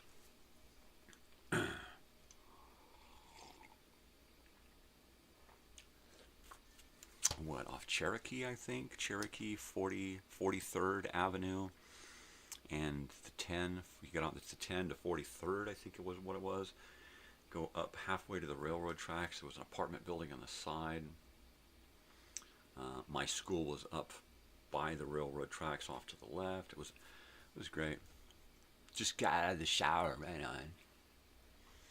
Cool, good old Phoenix. It's a great place. It's a great place. I'm just not into the whole, well, I guess it doesn't matter. I mean, politics suck wherever you go, right? But I wouldn't mind moving back to Arizona, right? If I was like north, up in the woods, something like that, that would be cool. I've done the desert. In fact, when we're done here in the desert, which, if I'm still around when we're done here in the desert, I'd love to go to Colorado or Oregon or something, something like that. So what are your thoughts on travel for today? Are you going to be heading out soon, or when should we expect you? The wife's got that birria. She's making birria tonight, so that should be fun. Woohoo! I wonder if she's already picked up the radishes and stuff. Yeah, 'cause that's good stuff, baby. Oh, yeah. Oh, yeah. Can't wait. Oh, man. Yeah, so I'm just kind of going along to be the veteran attendee this weekend. So I'll probably just take my book and read. If I'm lucky, I'll get to finish this book so I can start another one. I got a lot of books to read, man. A lot of catching up to do. Got to do a lot of shit before it gets too late. A lot of shit to do, yeah.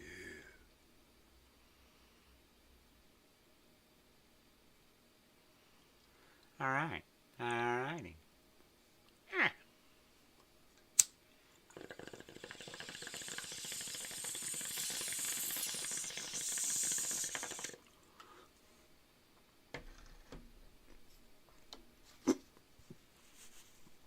So I was just laughing to myself.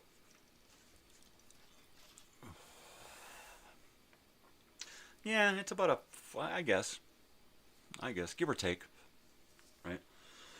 I think we did it in 5 or 6 hours, mainly because when we came out, we came all the way down the 62 and went all the way from my house on the 62 all the way into Arizona that way, right into Parker, Arizona, and then from there we went southeast down to the 10 and then over east into Phoenix. And then when we came back the way you're coming, we went, and rather than go all the way down the 10 past Palm Springs and take the 62 and come backtrack, we got off at Desert Center, Rice Road, and took Rice Road north to the 62 and then took the 62 over to Joshua Tree.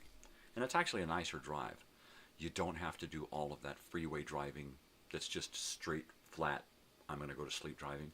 It's a nice, mountainy, windy, deserty road that weaves in between the hills and stuff, and it's pretty cool. Oh, you're in a hotel. Oh, I thought you were staying with a friend. Well, there you go. Yeah, that's cool. Around 7, so that's what, in about an hour. Is it, let's see, it's almost 6 o'clock here. If I remember, Arizona does not celebrate the time change, daylight savings. So I don't know if they're where we're at or if they're where we were. So if it's almost 6 o'clock here, it should be almost 6 o'clock there. right, until the spring, and then we spring forward and they stay. I think is how it works. But yeah, but that's cute. So yeah, we're ready for you, brother. We are ready. Ah, yeah. I was just so excited. Yes, of course. Yeah, time change. That was weird about being in Arizona. I lived there in Arizona for a couple of years. I went out there with a girl, and I went to this automotive school, and I was at this automotive school for about 6 months, and it was like a 15-month school, right? I was going to know everything I needed to know about cars, literally everything. And by 6 months, we had completed engine rebuilding, and I got like high marks, right? Not only we got a block. We were given a block, just a block, and we had to scrounge up all of the parts to make this block a running engine, right? Which was just awesome. And the parts were in piles in this giant warehouse. Those are pistons, those are heads, those are valves. I mean, it was like everywhere. And you had to run around and you had to find, I need 6 more of these valve stems. Ugh. And you had to run around and find everything that you needed to put this engine together and start it up on an engine mount, right? And it was like crazy. I rebuilt 3 engines. I rebuilt with my group. And then I went over and I helped another group, and then a couple of us guys got together and did another engine just for the hell of it. One of the engines I had to go out and I had to buy points. I couldn't find the points to get the engine working. I had the distributor, the cap, everything, and I had no points. So I had to get no, it was the rotor. It was the rotor. I had rotor and points, I think is what I needed. The little things that snap back and forth electrically and spin that, you know, and then the electricity, and yeah, it's crazy. But it was fun. And then I came to school one day, and the school was closed up, the gates, everything was locked up, and they were holding this giant meeting in one of the shops. As it turns out, the government showed up and closed down the school. They had been dealing with, the school had been dealing with the government through financial aid and that kind of stuff, and the president, the vice president, and the head guys in the school had been taking all of the money and spending it on themselves. They weren't buying us tools. They weren't buying us parts. I had to go out and buy points and a rotor. Why? Because they were spending the money. I never got my tools, right? I never got my books. There were a bunch of shit that we never got that we just had to go along. Well, it's coming, it's coming, it's coming. It never came.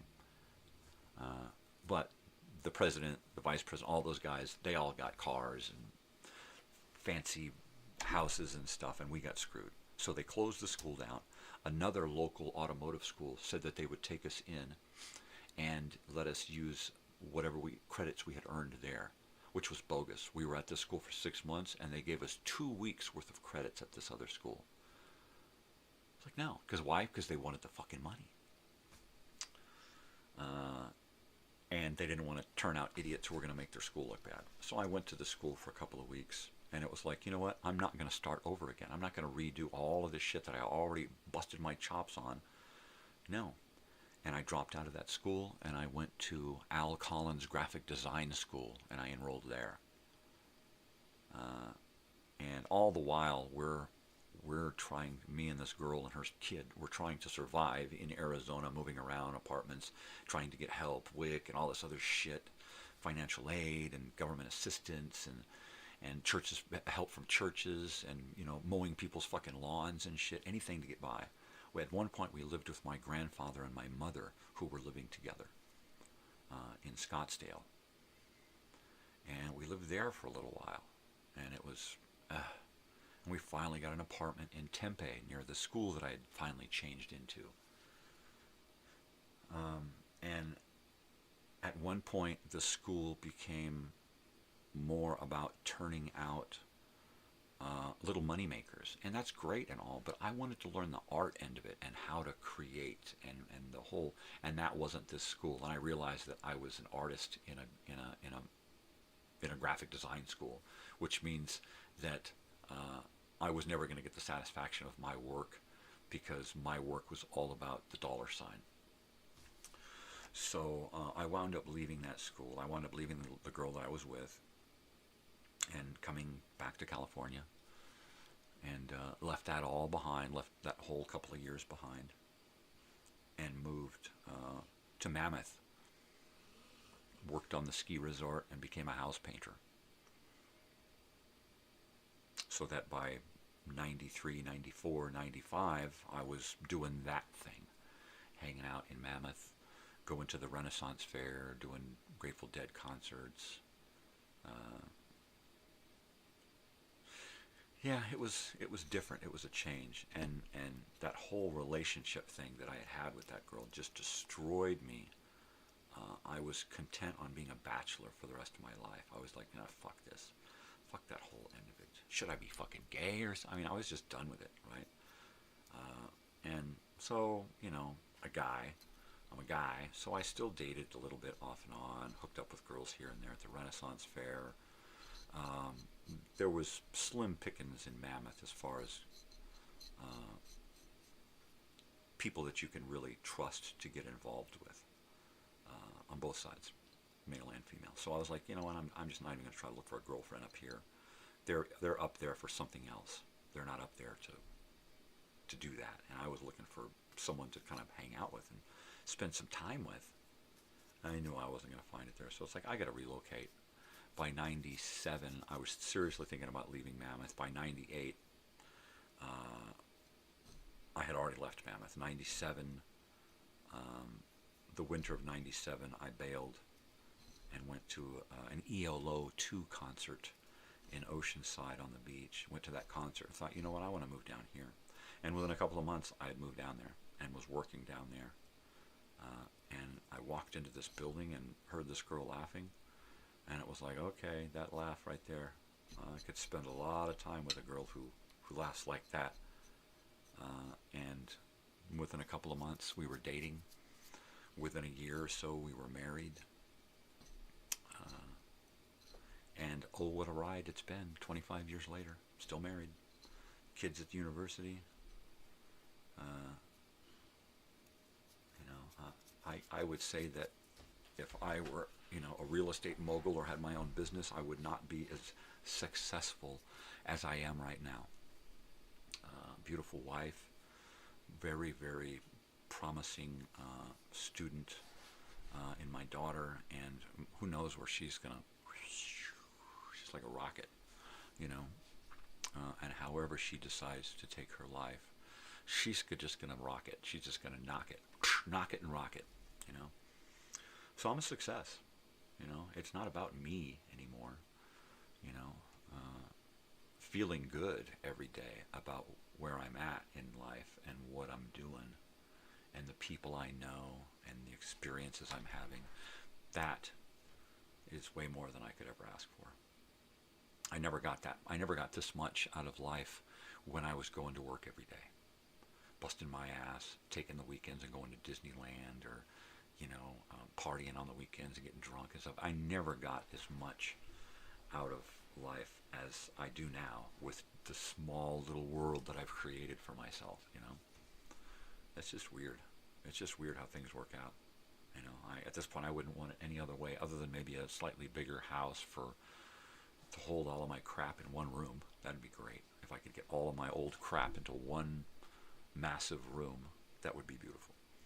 A big piece of property, 5 or 10 acres, littered with tiny homes, with, friends and family who are kind of in transition, or just decide, this is as far as I want to go. I just want to get a little tiny home and a dog and a chicken and raise corn to feed the chicken, and the chicken gives me eggs.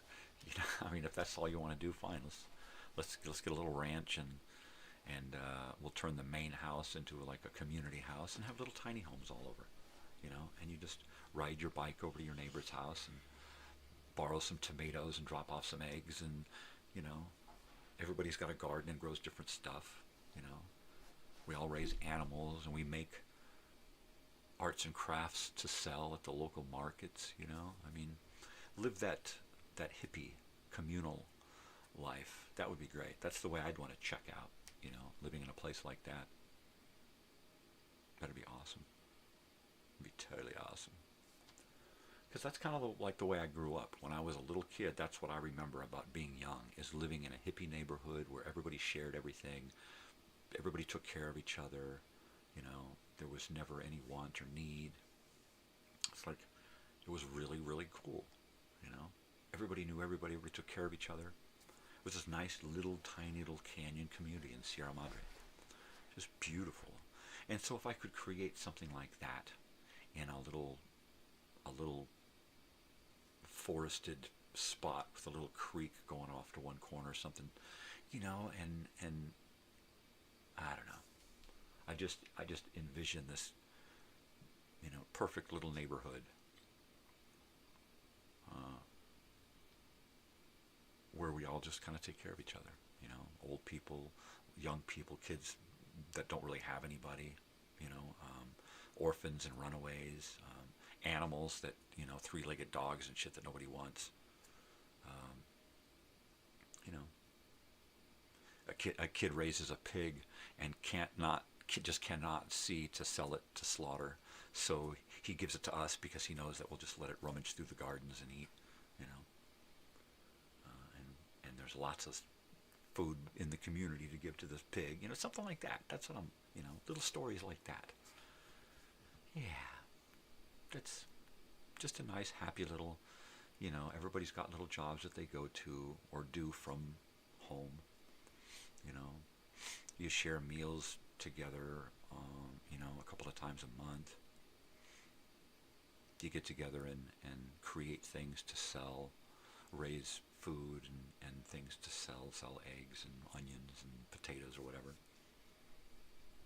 Yeah, because it totally reminds me of when I was a little kid, running down to Mary's Market in Sierra Madre Canyon, you know, and getting a half a gallon of milk on the cuff because we got a tab, you know, and when food stamps come in, we'll be down to take care of it. I mean, and that's the way it was, you know. Yeah, I remember that.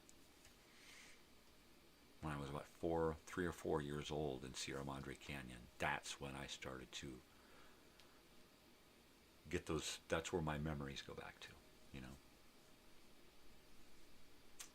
Yeah. And those were my happiest times back then. So I'd love to recreate something like that at the other end of my life, right? That would be awesome. I gotta heat up this coffee.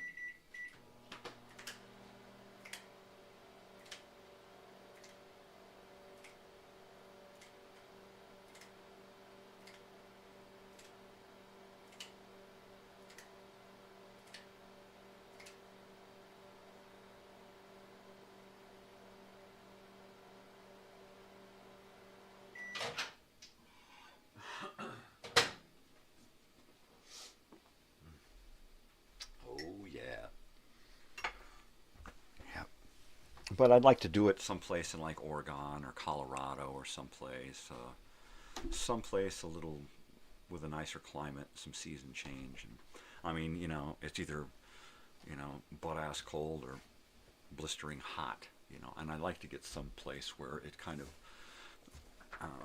it's a little more moderate, you know.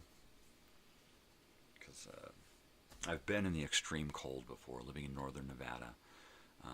You know, 10 below, 12 below and shit, pipes underground bursting, ice fountains.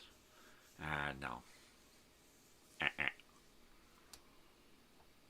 But then again, I've also lived here in the desert for several years since my daughter was in the first grade. And that's a lot of years to be sweating. Look, I'm like skin and bones. If I turn sideways, I'll disappear, right? Yeah. So I'd like to go someplace that's back in the middle again, you know, back in the middle. The beach would be nice, but I don't want to live on the coast. Around a lake would be nice, but near a lake would be cool, or near a river. In the forest with some nice pine trees, redwoods or sequoias or something, Northern California or Oregon or something. Yeah, I mean we're gonna get some winter, but at least it's a change from the desert, because it's so deserty out here, right? I mean, just so deserty. It gets old.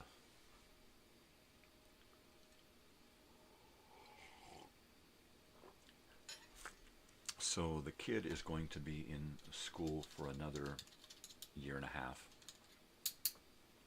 And then is she going to want to change schools or continue here, right? More than likely continue there and excel there. Or do we want to pick up and move to another state and go to another university somewhere else, right? These are the things. And then if that's the case, well then where near that university are we going to try to find that little utopia, right? I don't know, baby. Will I even be around at that point? Because I'm always planning for, the two-pronged attack. I'm either planning for something to happen because I'm going to be there and I want to be there when it's happening, or I'm planning for something to happen this way because I may not be around and they may have to figure it out on their own, right? So what can I do to help before I'm gone, in other words? So I try to do things in both ways now, because you never know, I've got so many friends who are gone. They're just gone, right? It's like, well, how'd they die? Well, they just, heart gave out, What? Yeah. There was maybe, somebody hit some fentanyl, or somebody had a heart attack, or car accident, or, cancer. So I'd like to be kind of ready for either direction. I think what I'm going to be doing once I'm a gummer is I envision myself going through ribbons and ribbons and ribbons of paper, of ink and paper and stuff, using my old typewriter to write, and writing a lot on the computer here. The thing about the typewriter is when you write things out, you have to correct yourself manually. And it's a lot of physical work, right? And it's a little more time consuming because of the physicality of it. It's all happening right there, whereas a computer, I mean, you're typing away, clicking a mouse and changing things like this, so that when you're done, you got a finished product. When you're on the typewriter, you have a product on paper. You don't have to print it out, it's already done, but it may not be a finished product, and you may have to do it again on paper and then go with the correcting and the manual eraser. So it can be really cumbersome. It's fun though. So I'm probably going to be doing both. I'll probably work on a project on the typewriter, more than likely a short story, because there's a connection to the writing more when you're on a typewriter. It whirs and clicks and clangs and ding and everything, everything about it just connects you to the physicality of writing the story, right? And then there are other things that I'm going to be working on where I just want to get it out of my head, right? Like my life as a TV series, that right there, I just want to get it out at this point. I just want to bang those words out and get them down. I've already written out like 100,000 words in a rough draft a couple of times on a first episode thing, and I've worked on a second episode and a third episode, And it's like I need to take all of that stuff and I need to just lay it all out, storyboard my whole freaking idea, right? And then just start banging out episodes, you know. And I call it that way. It's all going to be written in book form, but it's going to be written as more of a screenplay for a telescreenplay for a TV show, right? So so that way you get the feel of it being on, okay, fade in, right, from on high, you know, and it describes. It's going to be written out in paragraph form. It's not going to be written out like a screenplay with, you know, here's the description and here's this guy's part and he says this and she says this. It's not going to be like that. It's going to be a narration, narrative. I haven't figured out how to do the narration yet, but it is going to tell the story, but it is going to tell it as though you're watching a TV show. It's going to be like watching a TV show for the blind, right? Everything will be in the words. And I think that's going to be a lot of fun. And so I've already written out, like I said, 3 episodes. I've flushed out most of those, rewritten one episode a couple of times, and have got it nailed out. So I'm really excited about jumping back into that. At the same time, I want to learn how to play the piano and teach myself a few songs. So that'll be fun too. But the writing.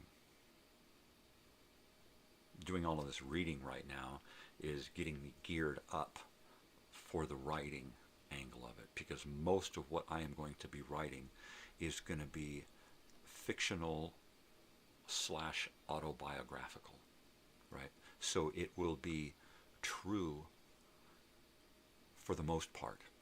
There will be things that have been changed. Names will be changed to protect the innocent. Events will be changed slightly to make them a little more palatable.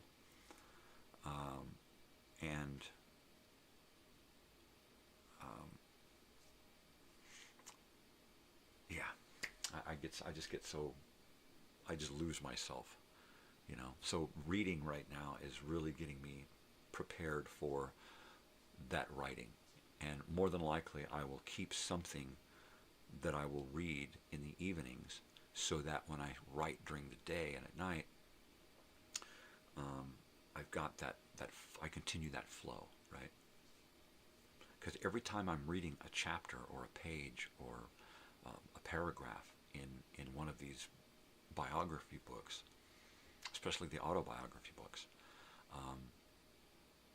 it's like I'm reading the words here and I'm writing my own words next to it, right? It's like this, I could almost write my story using this as a roadmap, I mean, so to speak. So, yeah, I'm getting pumped up about that. The video thing, there's so many aspects to this Elsinore Brothers studio, right?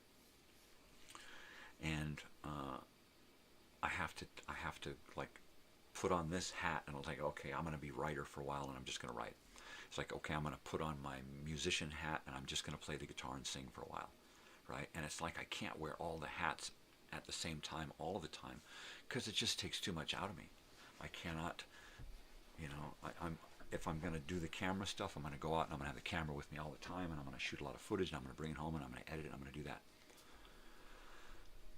And then that video will just sit there until I decide I want to write something for it. And then that'll sit there until I decide I want to write some music for it. And then that whole project will just sit and ferment and stew and build and collect until I just say, oh, fuck it, I got to do something with it. And then I'll put it all together. And that's kind of the way I live my life. You know, it's like, all right, I'm going to do this for a while. And then I just go crazy on that till it's like, all right, now I'm doing this for a while. Fun on a bun. The piano thing, because I want to get back to the music, right? But the guitar hurts so much my arthritis in my fingertips because of the strings that I'm going to have to find some kind of electric guitar with some really easy action on it so I don't have to kill my fingers trying to play this stuff. You know, something where I just barely have to touch it and I'm making a chord, right? Because the action and the height and stuff on these strings and the tightness, it just hurts. You know, no matter how often I play every day, and it still just hurts. You know, once the fingers go from blisters to calluses to these hard little pads, it's still the arthritis is killing me, you know.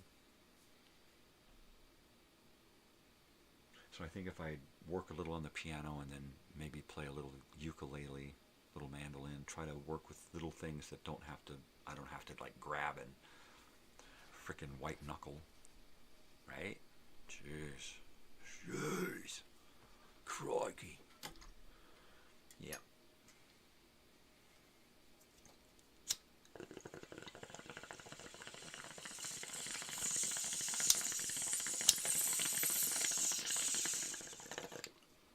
Yeah, I remember having 8 tracks back in the 70s. Lying around the house, in the car, in the motorhome. 8 tracks. I didn't know anything about music or stereos or tapes or anything back then. But I remember them being there. You know, what the hell's this funny thing? You know, what's this? Knock that off, damn it! God damn it!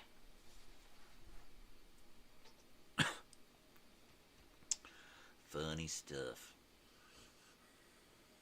I think I've got a few pictures around, probably of us living in a motorhome back in the 70s.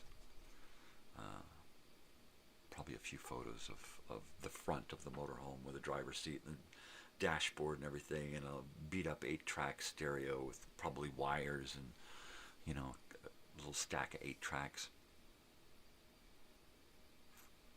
Yeah, my father was really into reel-to-reel, and had a little reel-to-reel player that he had stuff from the university or the college. He went to Pasadena City College. So between 75 and like 79, between the time he went to college and then went to UCSD, he had this little reel-to-reel player, and we would listen to his shows and music, and my brother and I would take blank tapes and record stuff. But mainly records. He always had a stack of records and a little record player. The motorhome always had a little spot with a little stereo built into it. I remember being at his sister's house in Ontario or something. We were just there visiting or something, and he had gotten this set of speakers that he was he was installing in the motorhome in the back bedroom for his stereo, so he could listen to stuff back there. One of those little memories where we're outside playing, and he's going back and forth from our uncle's garage to, you know, the motorhome, installing little L brackets and speakers and stuff. Yeah. I remember that neighborhood, that street.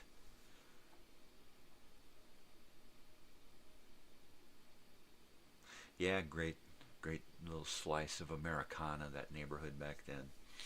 Little kids on bikes, you know, mowed lawns, perfectly painted mailboxes, white picket fences, literally, you know, manicured trees, you know, those big high old school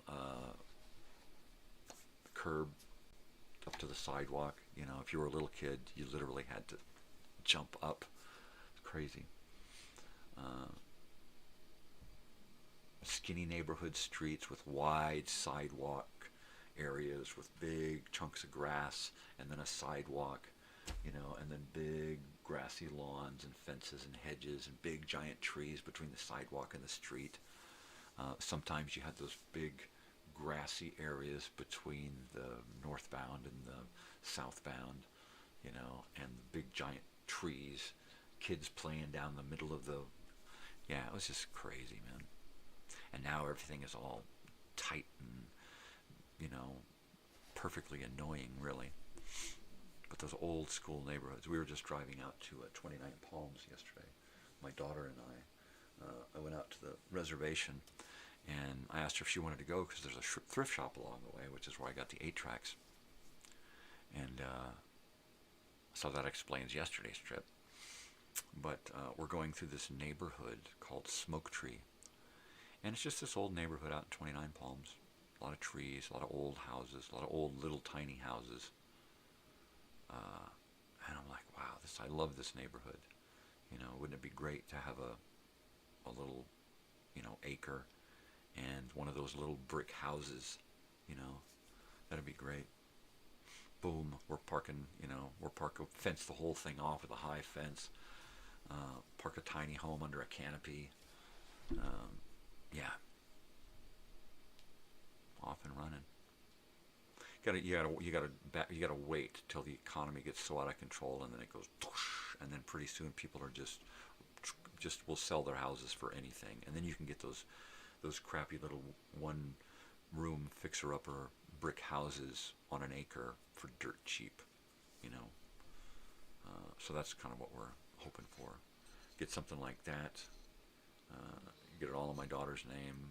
Get a couple of tiny homes on the property, and just there you go. Create a little utopia,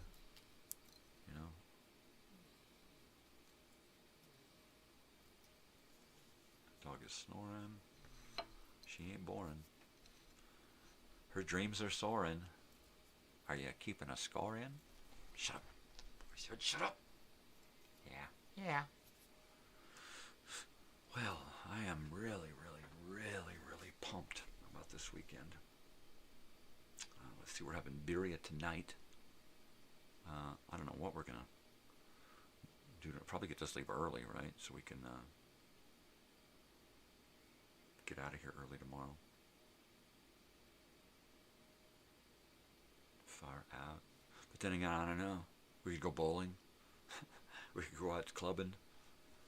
We could go to the drive-in or the theater. They brought the theater back finally. There's a lot to do out here. So even during the week, there's a lot to do out here. I mean, it don't matter what day of the week it is. There's something to do out here. It's crazy. It's like so many people have moved out from this city, and there's like, it's boring. We got to make stuff to do, right? And there's just so much shit to fucking do. So many places to go and see and hang out. I mean, shit, my daughter's getting done with this concert on Sunday, and then on the 24th, she's going to a show out here at Pappy and Harriet's. I mean, she's just like, she knows it. She knows there's shit going on out here. She's got, it's got to be like 25 concerts under her belt by this point with the stuff that she's done recently. Crazy.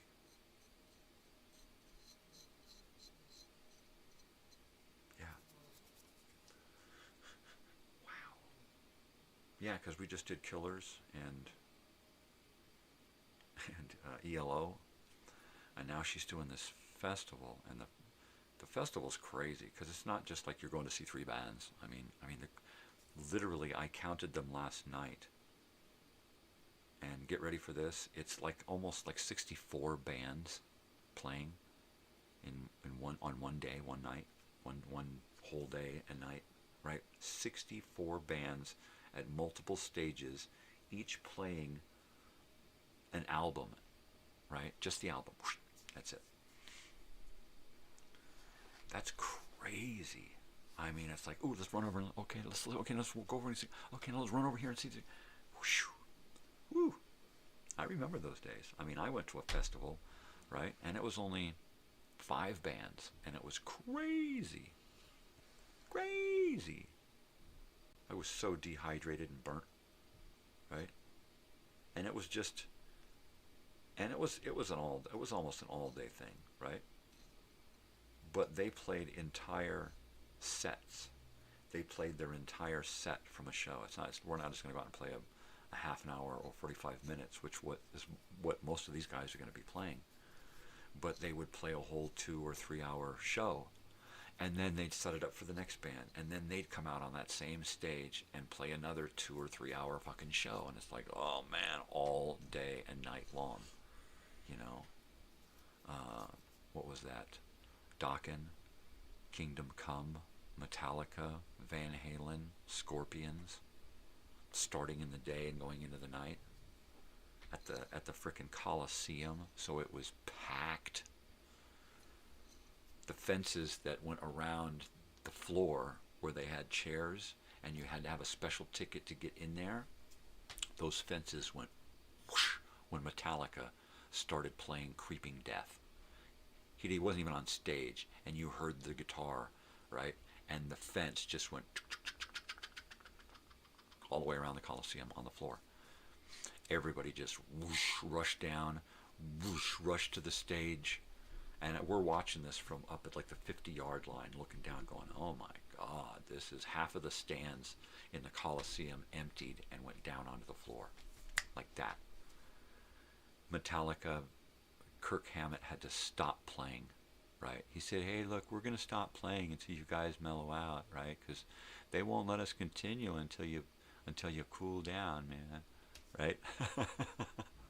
It was fucking crazy. So, and they were good people down there who ran down onto the floor. They took all of those fence, those 6 foot by, or I think they were like 4 foot by 8 foot sections of fence, right? And they took them, put them over their heads, and they passed them all the way down to the front, to the stage, and then dumped them in where security goes. And then security had to run in and pull them out and try not to get pummeled by the next ones that were coming in. They did that with injured people too. They would put injured people up, and they would just do this and move them down like that, and they'd just dump them into the pit, and the security had to catch them. Or girls that were crying who were just being totally abused, right?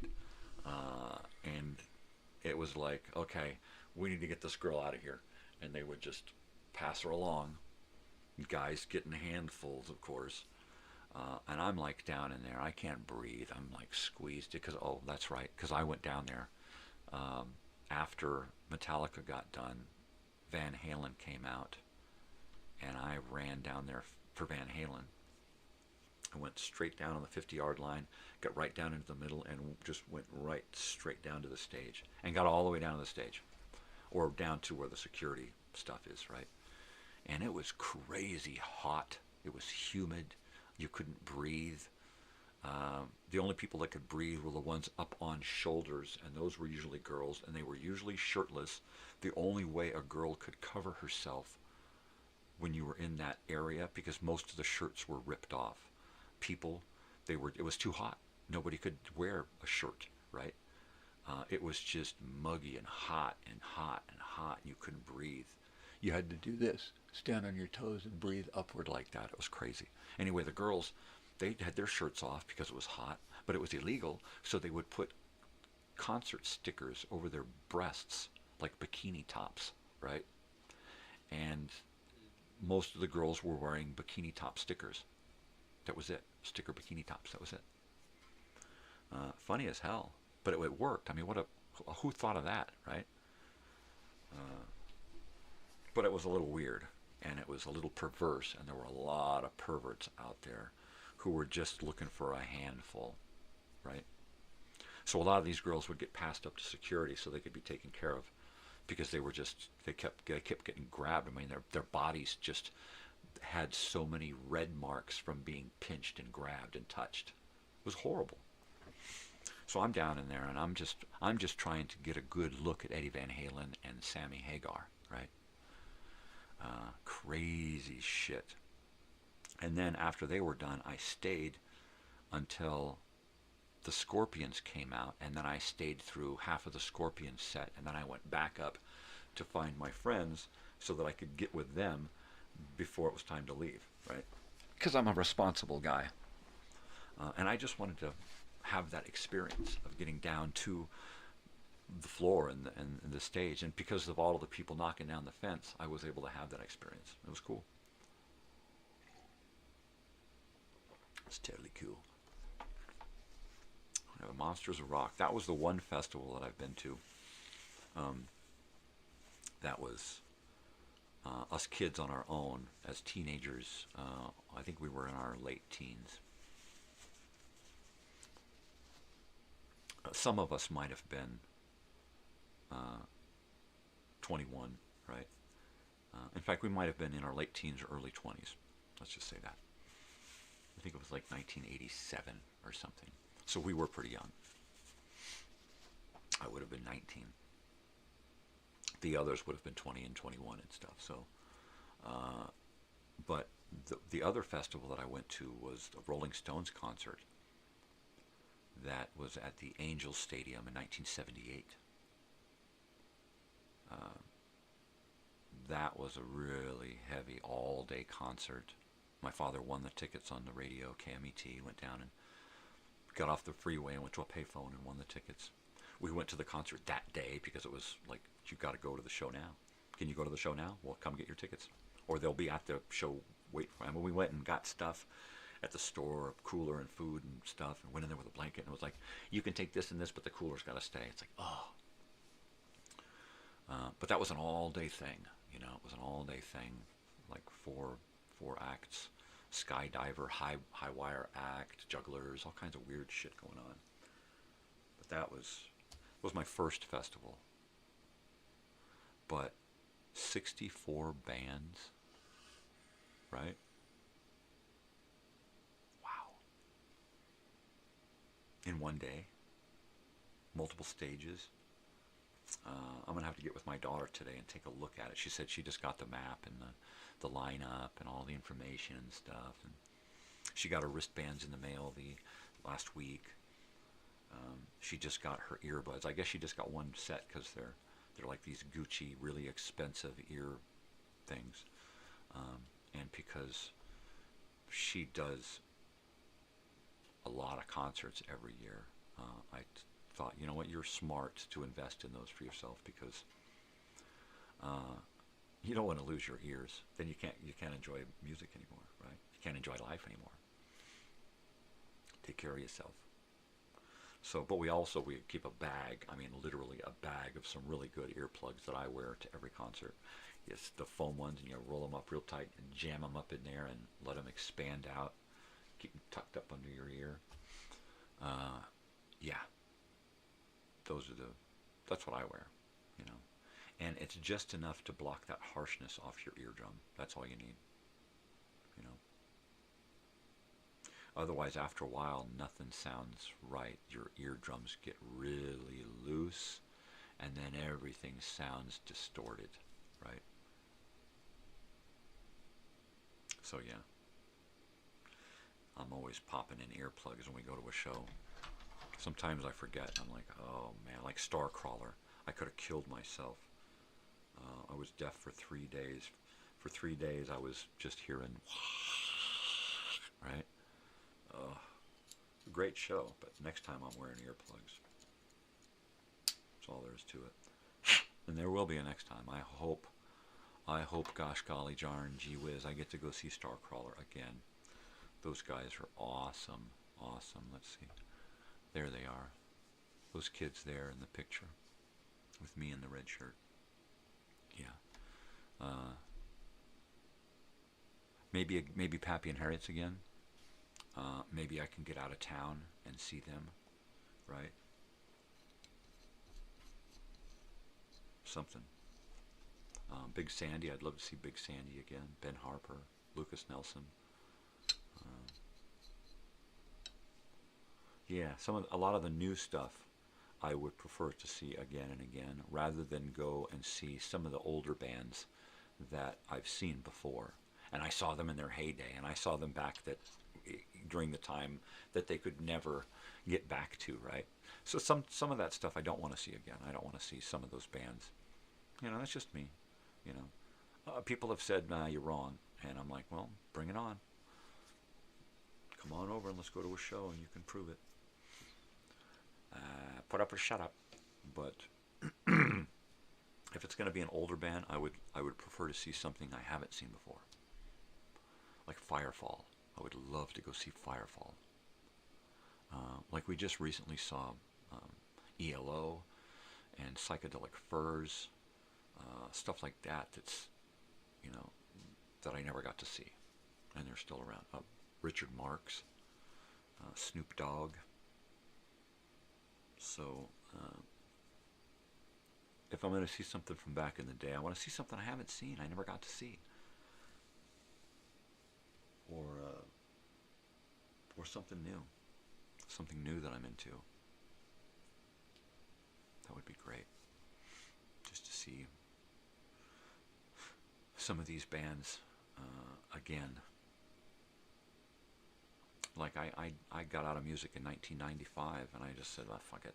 I turned off the radio.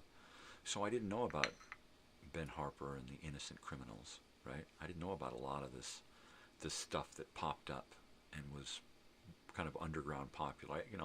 I never got into Radiohead, right? My daughter loves Radiohead. So now I get to learn about all of this stuff that I missed, and I don't have to go through the crap to get there. My daughter just says, "Here, check this out. Here, check this out." And I'm like, "Oh yeah." She and I have such similar taste. It's hilarious. The fact that her favorite band from my era is ELO, my favorite band. It's just, yeah, we're so totally alike when it comes to music. Anything that she puts on, no matter from what era, past, present, it doesn't matter. I'll listen to it because she has my taste. I have her taste. It's fucking awesome. Very cool stuff. Oh my God. 20 to 7. Let's see, what do I need to do here today? Oh, that's right, I wrote a list because I got no brain. We need to pack up some food and drink because Vegas is expensive. Everything is like 4 times as much. A bottle of water is a 16-ounce bottle of water, right? This right here will cost you $6 to $8. I shit you not. I used to sell those at fairs and festivals and stuff when I had a vending business. And I would sell those things for $1, right? And I'd sell them all day long. And I would make so much money off of a case, right? Other people were selling them for $2. And they wouldn't be selling them because the guy over there is selling them for $1. And I would do bottles of water and cans of soda for $1 all day, man, and just make mega bucks. $8 for a 16-ounce bottle of Coke. It's like you literally have to go buy a combo meal for $20 in order to get some way resembling your money's worth, right? The cheapest place to eat is In-N-Out, believe it or not, because their prices are still reasonable. But when you're on the strip, shit's expensive. We were in the Paris last time, and no matter where you went, it was fucking expensive. You would have to go over to CVS, right, pharmacy, and get chips and a drink if you wanted something for a decent price, and even then it's exploded. Yeah, so we're going to pack a little cooler. We'll pack my daughter's college cooler, her university cooler, with some food and drink and snacks. I'm thinking some sandwich stuff, It's like we'll take a vote. What kind of sandwich stuff do we want? All right, let's grab some and chuck it in the cooler and take it with us. Put it in the room, and then no matter what, if somebody's hungry, there's a snack, there's a sandwich, some chips, something to drink, get everybody a little bit of everybody's favorites. Fill it up. 2 days, it's a bummer already because in the festival, that's where you're going to have to get your food and your drink and your water and anything that you're not allowed to bring in with you, right? So, yeah, my daughter's going to try to bring in a bunch of things, the little things, the powder stuff to pour in her water to keep hydrated. I told her to jam a couple of candy bars or granola bars in there just in case, you know. And if they say anything, just say low blood sugar. I got low blood sugar, and just, you know, matter of fact it. Just say it matter of fact, so that they just go, okay, you know. And you know, all the little things, face wipes and stuff, all the little things that she needs to try to get in with her, so that she's okay for the day, because she's still going to have to buy water, right, and pour it into her container with her little powder stuff. She's still going to have to buy food, you know. It's a good thing for me and for her that she can take care of herself, you know. She's, this last few years at school have taught her to be self-sufficient, right? She knows how to go out and shop. She knows how to go out and buy things. She's got plenty of her own money to deal with her own stuff. You know, when we go on these adventures and stuff, I don't bring any money. I got my bank card, but it's her responsibility for the most part to take care of everything along the way, so that when her mother and I are not around in the picture for some reason or another, she's doing this on her own, or we're just not here, she's able to deal with it. She doesn't, you know, well, how do I do that? How do I, you know, she's already done it before. You know, she knows how to do these things. So and because she lost her senior years in high school, you know, her last couple of years in high school because of that bullshit, COVID, she, you know, I need to get her out there. You didn't get the Rogue. What's the Rogue? What's a Rogue?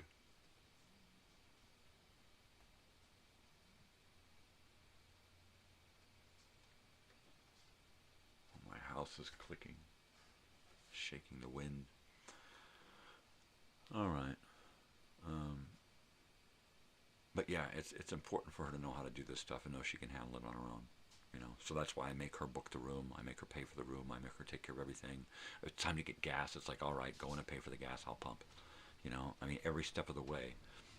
She knows that if she's going to do this, she's got to be responsible for it financially.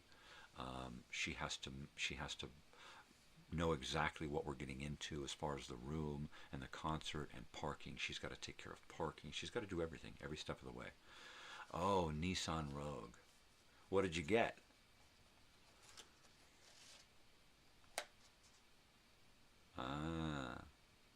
Yeah, the Nissan Rogue is nice. I like those. The mini, I think it's a minivan. Those are cool. So what did you get? A sports car? Mustang? Did you get a Mustang?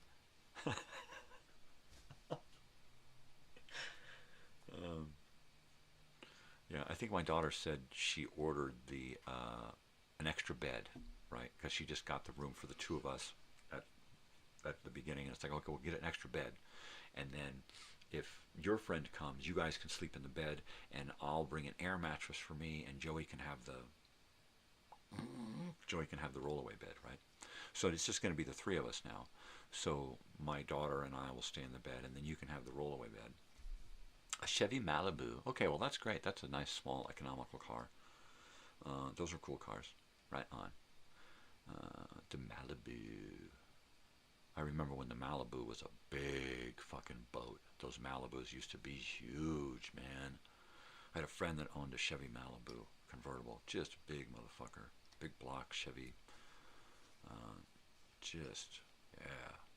Whum, whum, the car would move. Whum, whum. Whum, whum. Oh, yeah. They take those engines and dump them into boats out in Lake Elsinore, man. Whoa. Go by with this rooster tail of water shooting up. Oh, yeah, that's the stuff, baby.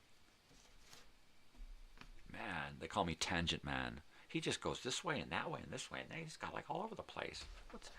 What's he talking about? I thought we was talking about 8-tracks. No.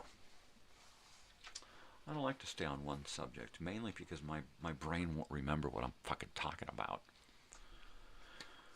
All right, Chevy Malibu. Malibu. Well, yeah, let's see. And then where did you rent the car? Tell me Enterprise. Please tell me Enterprise.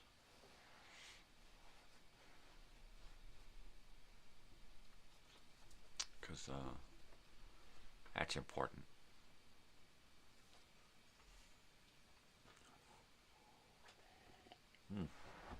Oh, I gotta heat up this coffee.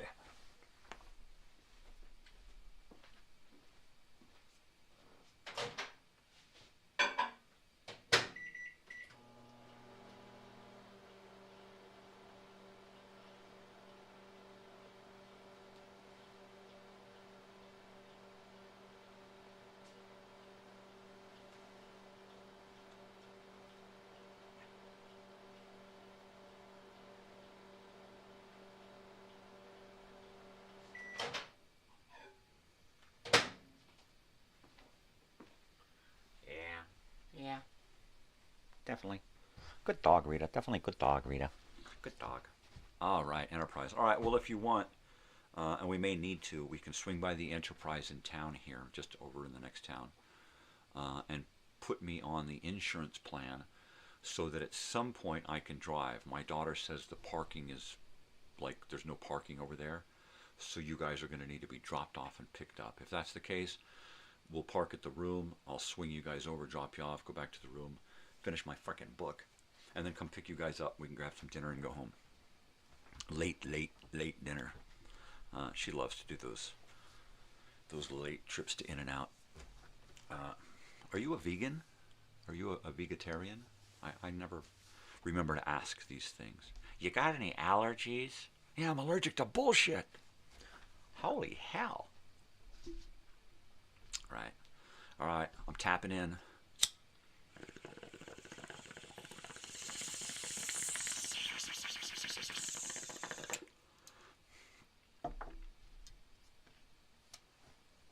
I'm like a stoner among normal people. Everywhere I go, I'm the stoner. Right? It's hilarious. I go to my wife's family, I'm the one guy that's a stoner. Actually, there's a couple of stoners in the family, I've found out. So I'm not the loner stoner anymore on her side of the family. But everywhere in town I go, all of my friends, most of them, when I'm around, I'm that one guy. That's hilarious. But what's neat is that nowadays it's okay. Before it was like, oh, that stoner. Oh, he's going to get us in trouble. Oh, my gosh. You know, there was always this stigma about being a stoner. And now it's like it's accepted. It's like everybody knows somebody who smokes pot now, if they don't smoke pot themselves. And there are a lot of people who smoke it, but they still have that little bit of paranoia because they've got a job that nobody can know, and you know, or the people who want to but can't because they might get drug tested. No allergies. Right on. Right. Ooh. Only has 1,100 miles. I love getting a new car, man. And just, it's going to be great driving. You're going to have fun driving that thing through the desert. The Mojave. It's a great, fun fucking drive. It's great. It's great.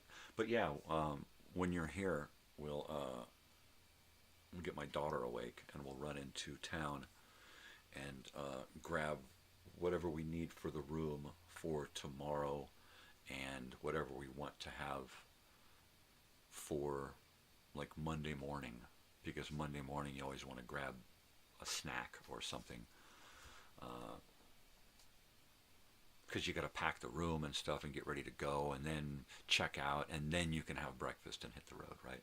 Either that or we got to get up early and eat breakfast and come back to the room and pack. And after a long thing like that, I imagine we're going to be getting up and you guys will be, you know, kind of pouring yourselves into the car at about checkout time.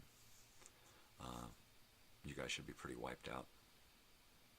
Totally wiped out. So anyway, like I said, my wife is making birria, a Mexican traditional. So if you're okay with that, then bitch, and if not, we can also stop off at the store and get something else too. But she's never made it before. She's, you know, she's freaking Mexican, and she's never had a chance to make this before.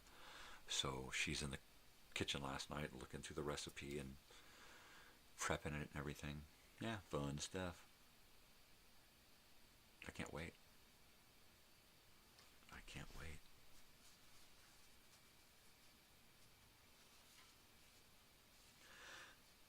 All right, let's see. I think I finished everything on the computer until next week. I think I'm free of the computer after tonight. All I have to do tonight is my nighttime nonsense and nostalgia show, and I'm free until I got to do anything live on Monday, which is probably going to be Minecrafting. And that's it. And I may cancel that depending on what we want to do Monday, right? If we got, Now there's open mic on Monday night out here in Landers that my friend does. So we might think about doing that. There's also, like I said, there's the drive-in theater and the walk-in theater. Many, many clubs and venues, including Pappy and Harriet's. Yeah. Very cool stuff. So it's just kind of, we just kind of wing it. Wing it.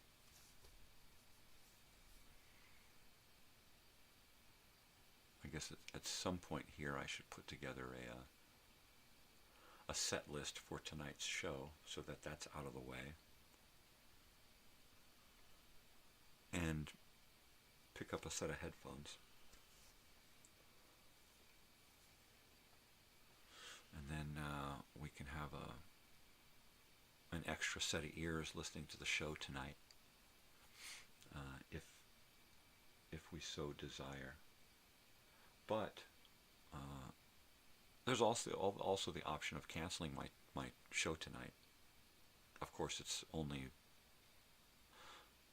one of 2 remaining shows, so I don't want to cancel. But it's only like an hour and a half, 2 hours long. But it's great stuff to listen to and a great video time machine to watch, especially live if it's going on live, It's a lot of fun to do. I love sitting there and putting on the music and doing the announcing in between, choosing the commercials and finding little things to say in between about the artists and stuff. That's fun stuff right there. That's fun. It's like my own little world, That's good stuff. Oh, that wind. I love it when it's like that. The wind and the rain. Yeah. Elemental weather. Did I make that up? I don't know. I have no friggin' idea. All I know is I got some good sleep last night. And I am ready to do some stuff today. I don't know what. I've been do a couple of things on my list, but it's mainly getting ready for the trip tomorrow. I got to dig up a pair of shorts, find that bag of earplugs, get the cooler together, pick up some food and drink for the cooler, take care of that auto insurance if we need to take care of that auto insurance. We did that when I went to Utah to pick up my friend. I drove all the way to Utah in one shot, got all the way to Ogden, picked him up. We went straight to Enterprise, put him on the insurance, had him drive for 2 hours out of town, and while I just chilled out and rested, and then we pulled over and got gas and switched, and then I took us the rest of the way home, mainly because I'm more of a driver at that point than he was. In earlier days, he would have been a driver, but I'm like a driving machine, when it comes to long trips. I just strap on that seatbelt, grip that wheel, and hold on. And of course, both ways, we're driving through the snow. I'm driving through the snow out there, driving through the snow back, slushy roads, driving that Nissan Rogue, and that was a great. I had to turn off the traction assistance, steering assistance crap, because in the snow, it kept wanting to make me spin out, right? And I kept feeling it, so I just turned it all off. And I'm used to driving in the snow. I've driven in the snow a lot. I spent a lot of time up in northern Nevada in the winter times driving in the snow. So yeah, I mean, I was hauling ass. I was hauling ass in the snow. I'm passing people who are just doing 50 miles an hour and they're just spinning out because they just cannot deal with anything. And I'm just, man, you hit it and get it. And you pay attention to the fucking road. You know, you see where the tracks are. You stay in the groove. You don't fuck around, you know, and you pay attention. That's the main thing, is you're always paying attention when you're driving. I love to drive. Driving is fucking awesome. Kicks ass. Yeah, good shit. Good. It's good. Good shit.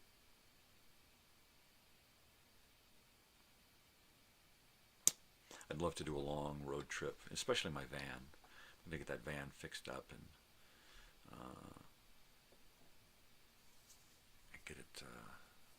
get it ready to take on a decent road trip. It'd be great to take it to Yosemite or the Grand Canyon, right? That would be freaking all the Carlsbad Caverns, Northern California. Yeah, it'd be just fucking awesome. It doesn't have a rack, but it does have a trailer hitch. And it's got a big 5.9 Magnum motor so that it can pull a trailer. Not necessarily a big giant trailer, you know, not the long trailer, but like a tent trailer or some kind of cargo trailer filled with gear, right? That would be great. Of course, my daughter would probably call dibs on the inside of the van, the bed in there, right? Okay, this is my room. Me and the dogs are sleeping in here, right? And then we'd be relegated to a tent or a tent trailer or something. But that's cool. I'd dig it. If I could get her to go, I'd go for it. Sure. You get the trailer, eh? I mean the van, eh? I'll take something else. I'm more of a tent guy myself, really. I love a tent with a little one of those screen vents opened up, breathing that cold mountain air at night. Oh, I love it. All bundled up in 3 or 4 blankets on a big air mattress with a dog and you know, spouse, and just, oh yeah. And usually I'll have, like, inside the tent, I'll have like the cooler and a little table set up, a little lamp, a radio, maybe a little thing for the phone so I can watch Netflix or something. I mean, you know, set the whole, that's glamping right there, setting it up like your bedroom. Glamping. But it's fun. I can't wait to set up some glamping, hopefully, for the reunion, right?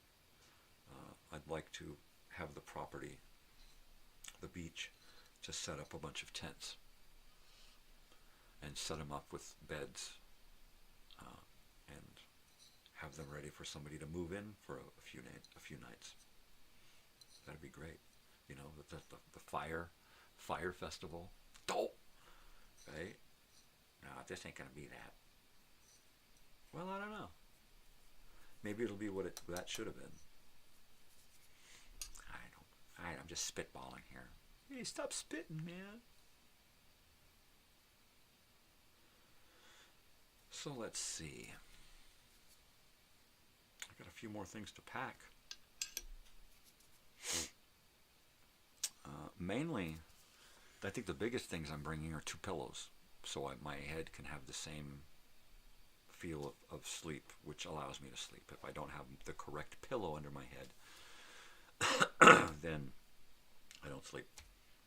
I just lay there uncomfortably all night long, wondering, why is this not working? Yeah. And then, of course,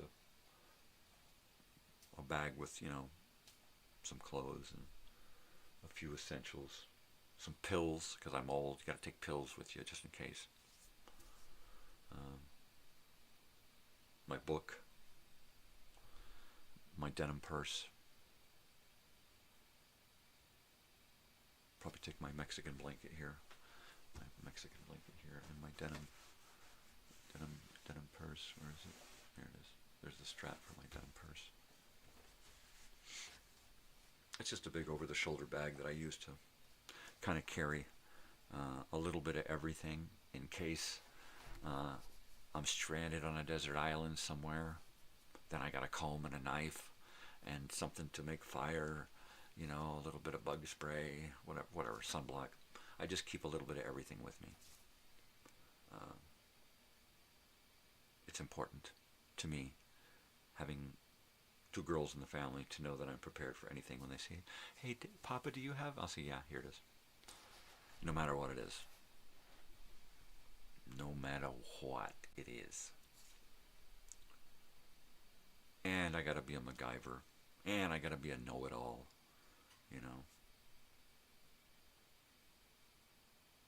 Because I'm always asked to fix something. Make something work better. I'm always asked to explain something, or, how something is done, and so being the dad, you got to know a little bit about everything, enough so that when you say, okay, and then, let's Google it and see what, that when you Google it, you don't look stupid. See, there, I told you, that's exactly what I said, right? But I come from the era that you actually had to know stuff in your head.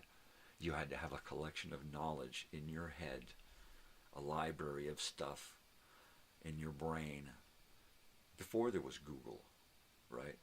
You had to be somewhat encyclopedic in your knowledge, because there was no internet. There was no just looking something up instantly and finding out what it is and what it means and how to do it and whatever.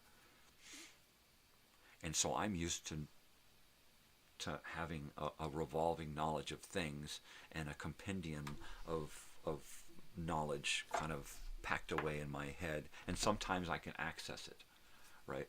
If I don't try, I can access stuff real easily. But as soon as I start overthinking, it's like, fuck, I can't remember that. It happens to me every day on this fucking show, where I try to remember something and can't. If I just let it pop into my head, it comes to me instantly. All right, man. See you later, brother. Take care. Have a good trip. Rice Road, if you want to take Rice Road up to the 62. Your GPS will probably take you that way anyway, or give you the option. Have a safe trip. We'll see you in a few hours, man. We'll see you around lunchtime, I guess. Peace. Crazy, man. Crazy. Yeah, I haven't done a solo road trip in a while.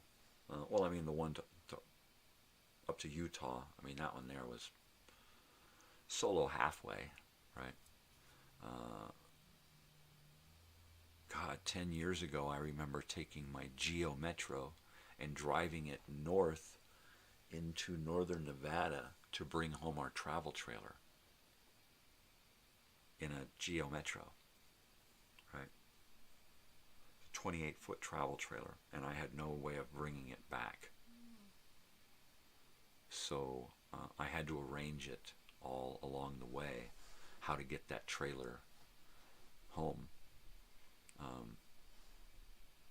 I first had to get there and spend a few days fixing the trailer, getting new tires on it, getting the axles greased, getting the brakes done, getting a new tongue welded onto it, because the old tongue had been squashed because they hooked it up to a tractor to move it on the property where it was stored. So I had to get all of these things done while having no way of moving it around town, right? So I had to get a guy with a truck on Craigslist, hired a guy with a truck, and paid him to pull my trailer and park it at this place, and we'll do the tires, and then over this place, we'll do the axle and the grain, and over this place. And so once it was all done, it was like, okay, now I've got to get the trailer out of town. And I mapped it out that if I take the trailer out of town to here and park it, I can call AAA and say, I need to get my trailer moved down to here, right? And then if I get, I broke down, the truck's in the shop, now I need to move the trailer, yada, yada, yada, bullshit, lie. So I'd get it leapfrog down to here, and then I would call AAA and get it moved from here down to here. Well, you can't do 2 tows in one day or some bullshit like that with them. So I had to have my new friend move it down to Topaz Lake Casino, just on the border of California and Nevada. And from there, I waited for AAA, got it picked up and taken down to 200 miles down to Big Pine in California, and parked it in a trailer park overnight, right? And from there, I called AAA and begged, pleaded, and cried over the phone for them to please pick me up and take me another 100 miles, which is why I got the AAA and the premium and the RV and stuff, and had done it months ahead of time planning to do this trip. So by the time I got to this trip, I would have the 200-mile tow and then another extra 100-mile tow and all of this stuff paid for ahead of time through AAA. So they tried to talk me out of their, responsibility, and I bullshitted my way through and got them to give me another 100-mile tow down to, from Big Pine or Lone Pine, I always get the two confused, down to Johannesburg, right? And the only thing was that I had no place to park it. There was no trailer park. So I had to call ahead of time to a Chevron station in Johannesburg, just at the edge of town, on the far end of town. And I asked, look, I'm coming through town and I got a broken trailer and I'm getting towed, and I need a place to park it overnight while I'm waiting for another tow. And they said, yeah, sure, no problem. We'll notify our people and we'll let them know that you're going to be there. So if they show up in the morning and you're there, they won't fuck with you. And I'm like, wow, man, that is way cool. So I got AAA to take me down to Johannesburg, and I had them parked my car right up against it so it looked like I was hitched to it. I looked across the street and there was J&R towing and diesel engine repair, right? And I'm like, wow, how fortuitous. So I go over and he says, no, I don't do any towing, but my brother-in-law does. He lives way out there in the desert, and he doesn't have a phone, but he'll be in tomorrow morning for sure, and I'm sure that he'll do it for you. He'll tow you from here all the way down into Yucca Valley and then down into Morongo Valley. And the deal was that he was just going to tow me from Johannesburg all the way into like Lucerne or Yucca Valley or something, just straight, and then I would have to get a tow down to my house, right? And the guy was so cool and so nice and so accommodating, and he said, you know what, screw it, let's just go all the way, man. We got to where we were going to stop, and he said, no, let's just do it, man, let's just go. And he took me all the way, dropped it off, and so I paid him twice what I was going to pay him, plus the gas that I was paying for, and was so appreciative of having our trailer, you know. Of course, we still didn't have a way to get it around town. In fact, my van, after all the years we've had the trailer here, my van now that I've only had for a couple of years is actually the only thing now that we have that could pull it. And it doesn't work. Well, it does, but it ain't trustworthy. So, yeah, that was like one of those solo trips that I had to do on my own, and I had to do MacGyver-like thinking along the way. I had to really, really, you know, use my head to get all of this stuff done. And what was, I had the tongue that I had replaced on the trailer when I first got there and had the old one removed and then the new one welded on, right? That right there alone, I had to order a month ahead of time and have it shipped to a friend who was storing the trailer, so that when I got there, I could then, and then before that, I had him find me a welder who could do the job. And then I had to get it towed, broken, right, with a tractor. You couldn't hook a thing onto it, so I had to get it towed with a tractor all the way over to this guy's shop where he welded it. And then I found the guy on Craigslist who then helped me take it around town and get it fixed up and then take it out of town to get towed. It was a whole big deal, but I did it and saved thousands of dollars in towing charges. I literally priced it out, and it was going to cost me over $2,000 to get it towed professionally, to get it moved. The trailer wasn't worth it. It was like, no, let's just, and at that point the trailer wasn't worth anything to sell, to really compensate anything. It was like, we need the trailer because we can live in it. We can't really sell it for much. It's worth more to live in it, right? So finding a way of getting it down, knowing full well we had to move into it, and because it would make our expenses, living expenses, way low, right? Which is what we were always looking for, was keeping a way of being downsized for a long period of time to save money. So we had to get that trailer down. I was like, all right, how are we going to do this? AAA. Okay, let's get AAA premium. All right, let's get AAA premium RV. And we just kept bumping it up and up and up and up until we were there. And then we had it for long enough time to where we could use it. And then I started planning for the repairing of the trailer and getting that down. Where am I going to get the brakes and the axles greased and done? Where am I going to get the tires? Well, look, there's a place I can do most of that in one spot. How am I going to get it moved around? I'll put an ad on Craigslist as soon as I get there. I'll get to the motel room, get on Wi-Fi, get my laptop, and boom. And I sat there on my computer for a couple of hours one morning, made the ad, sat there, got high, drank coffee, and a guy called me. Really nice guy with a pickup truck looking to make a few bucks.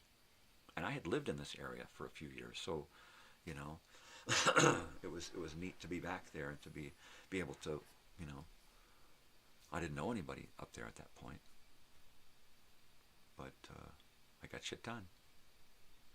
I got shit done all by myself, and was able to get the help I needed. It was weird. It was a weird trip, man.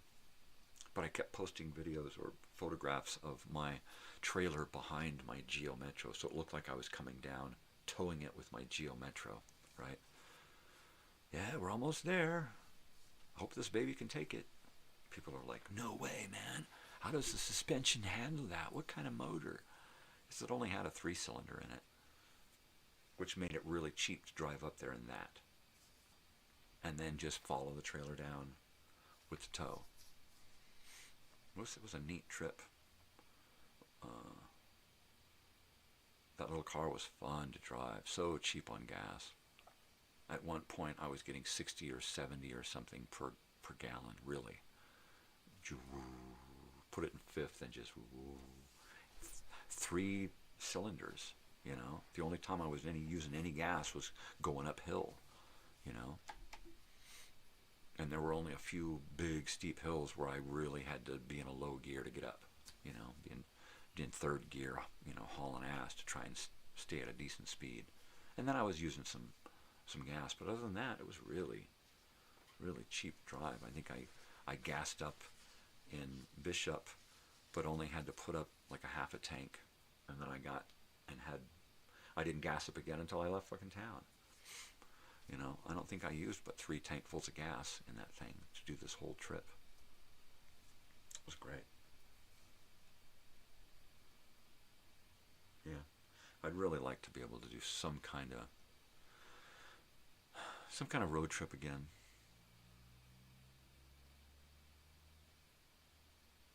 Something, I don't know, something in the van though, because that's why I got the van, you know.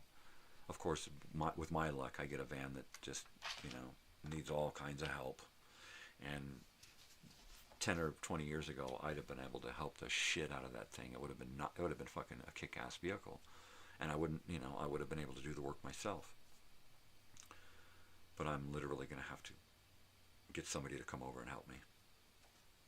It's a lot of work. I got to drop the gas tank, clean out the gas tank, change the fuel filter, change the pump, change any inline filters. I think I want to do the injectors. I want to do any modules, any computer stuff that has anything to do with the fuel system. I want to replace all the way through. Period. Anything in the computer that has to do with the fuel system, I want to replace. Period. So that it's reliable no matter what. And then I can take it on a long journey. A perilous journey. Shut up.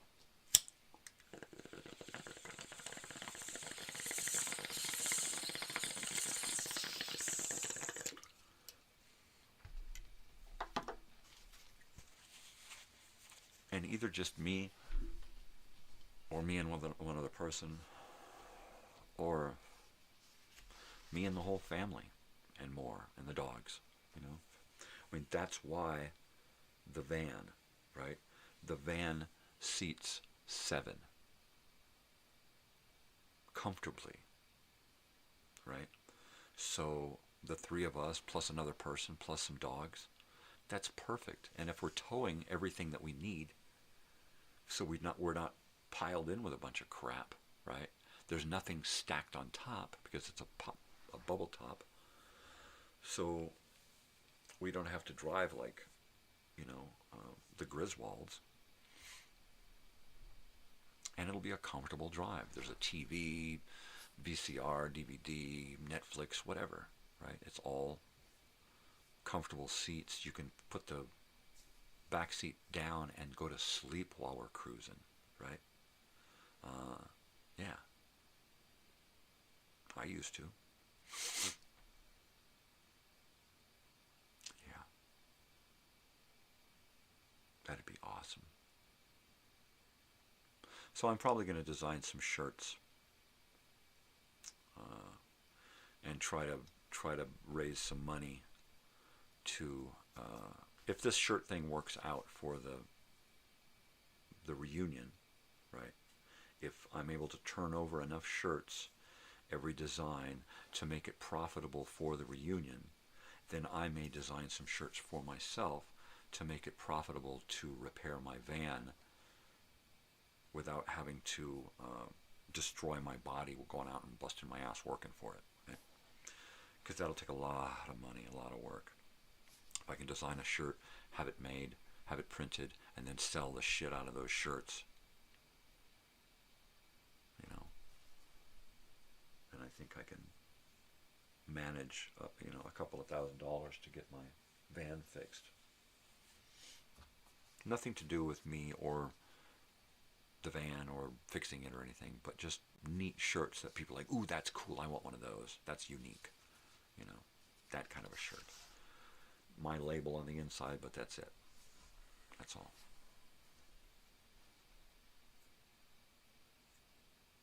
Something fresh. Right? Totally like coffee, fresh coffee. I'm going to get some fresh coffee. I'll be back in the flash.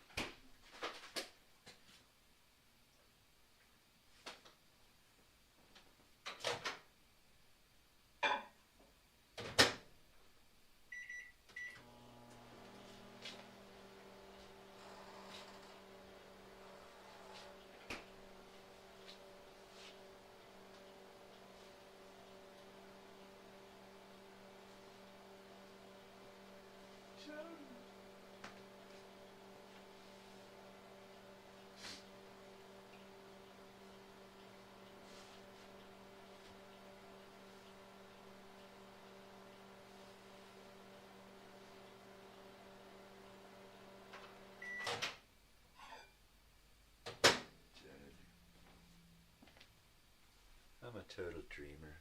I'm a dreamer. A dreamer and a schemer.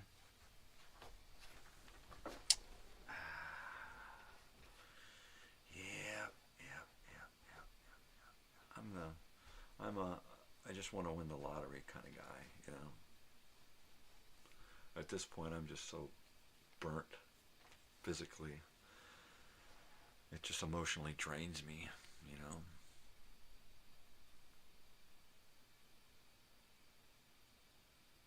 Yeah, a way to make some serious money without having to kill myself to do it, because life's gonna kill me, right? I don't need to give it any help.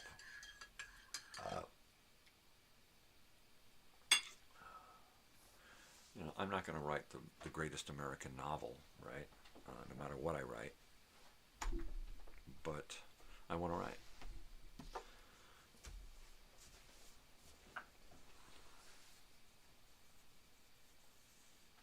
I don't know. Maybe I'll just kind of take time off from everything and just work on art, right? And then maybe I'll stay live with a live feed of me in here doing my thing, right? Just do a wide shot, set up a table, and I can sit in there and do whatever I do and have a camera pointed at whatever I'm doing. Rolling thunder. And then, yeah. Get into doing stuff. And then just kind of just take the show along for the ride, you know. That'd be cool. Far out. Yeah, change things up a bit. I'm actually thinking about putting extensions on this whole mixer thing right here where these red lights are. If I put an extension on each one of these cables so that I could then put that like on a tabletop, right? So I could sit on the sofa and next to me have on the table where I could just kind of pop and change the camera, or be at a table working at stuff and just be able to, okay, change the camera angle and talk to the camera and then change it again and look down at my hands and what I'm doing, right? That'd be neat. That'd be neat.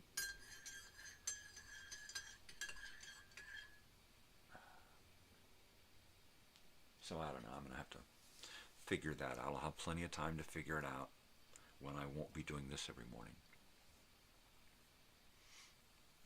I'm going to miss this.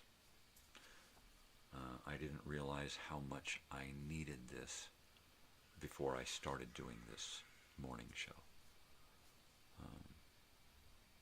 Right? Holiday chicken? Ace? Yeah. So I'm going to miss this. This is a bummer. I'm going to be away from this for a while.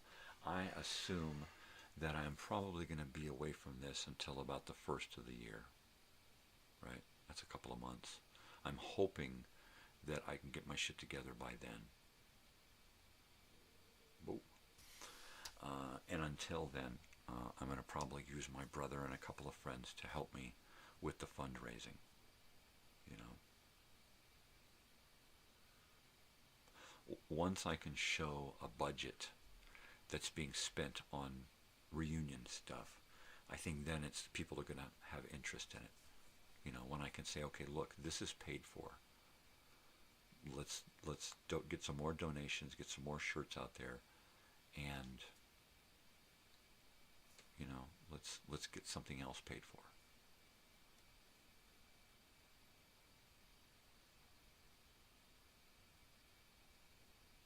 And my brother and I, we talked seriously about this whole thing, and well, what if nobody shows up, or what if this, or what if that, what if it's a bust? And I'm like, you know what? It is what it is. Through these first shirts, we'll know. And the donations aren't for some exorbitant amount, and you don't like get one shirt for like, having to spend a bunch of money on a donation. The shirts are literally, the price of the donation is pretty much what you would spend on a couple of shirts, literally. So you're getting what you pay for. You're donating, but you're getting the shirts. The shirts are what you want. Feels like you're buying shirts, but you're actually donating,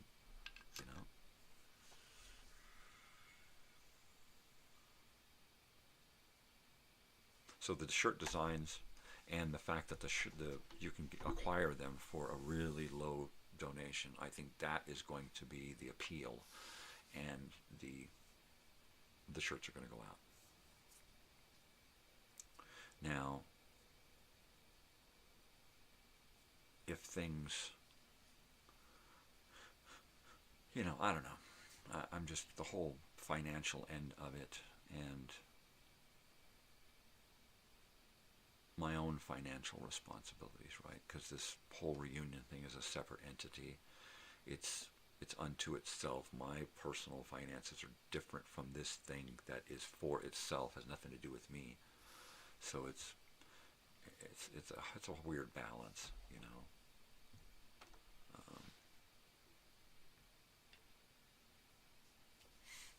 So I want to figure out some old school way of dealing with doing a donation and getting your shirt, right?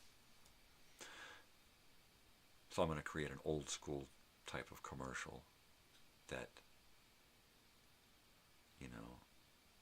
you feel like you're pulling an ad out of the back of an old Teen Beat magazine, or an old Volkswagen Desert Baja Bug magazine or something, You open it up and it's like, ooh, if you send in $5 donation, you'll get this cool thing, right?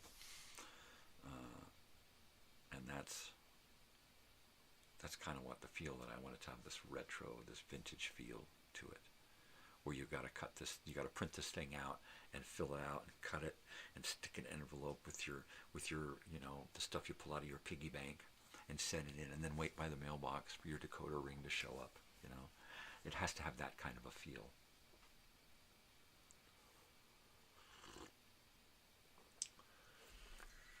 So from start to finish, I want people to get that sense of the past, right? When was the last time you cut something out, right? Filled it out, right? And chose your size and color and design, and then wrote in your donation and put in your donation and put it in an envelope and then mailed it to someone, and then sat patiently excited waiting for your gift in return, right? It's been a long time for me. I remember joining the Kenny Rogers fan club back in 1980, right?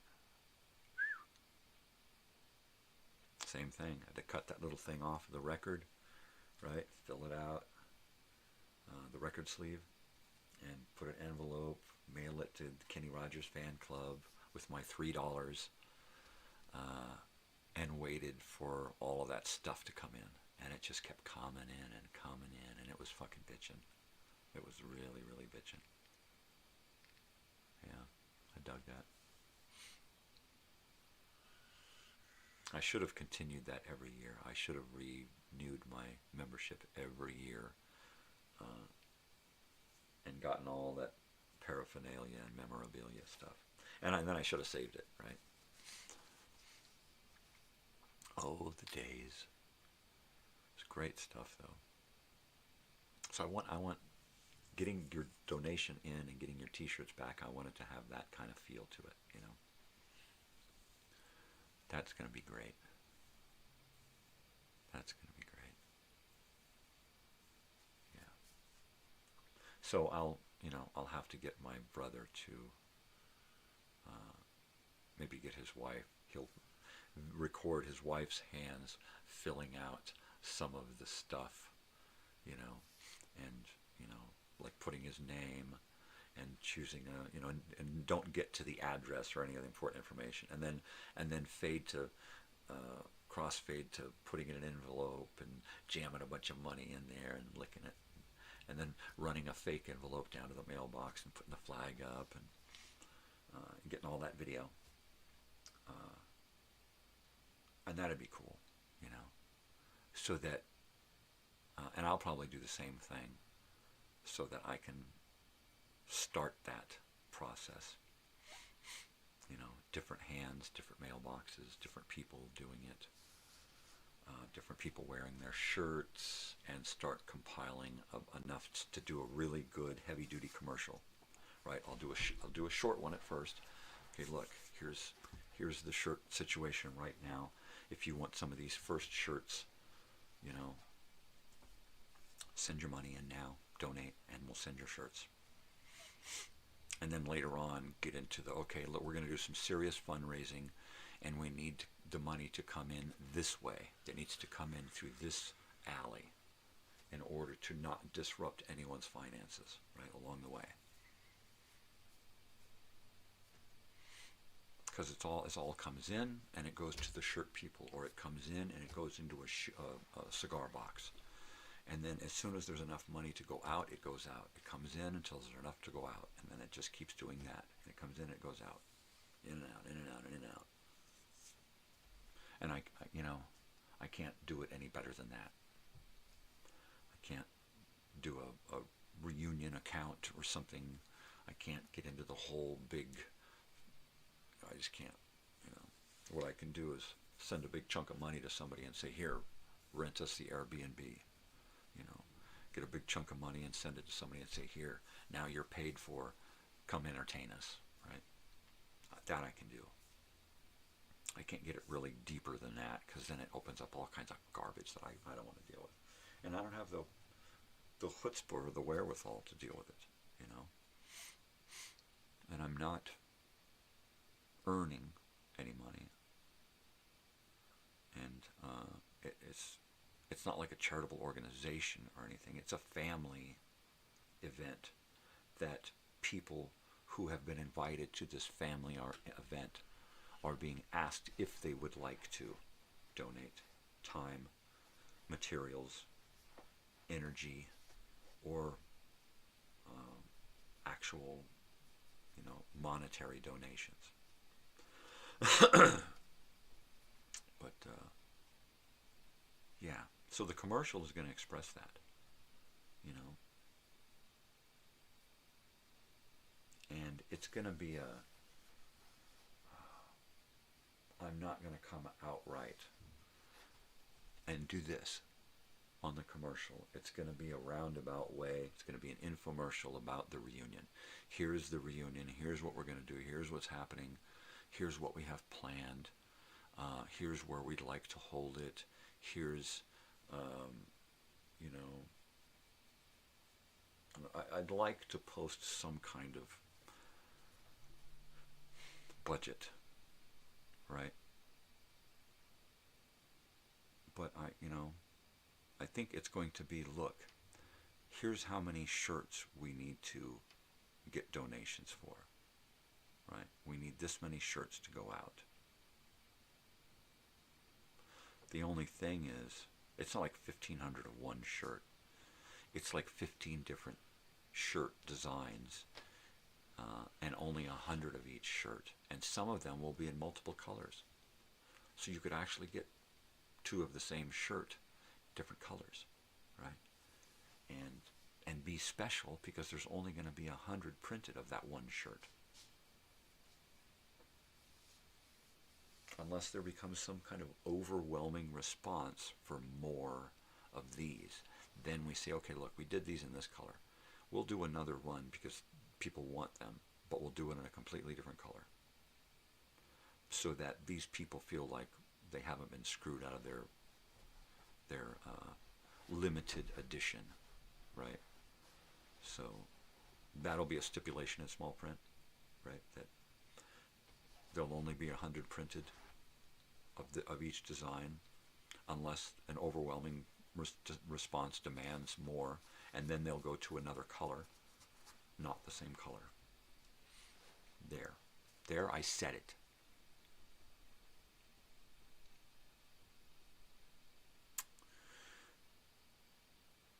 So at some point today or Monday, I'll either get the word on shirts or get shirts, and I'll know exactly how I'm going to pull this whole infomercial off. And I'll probably have the time to do mine.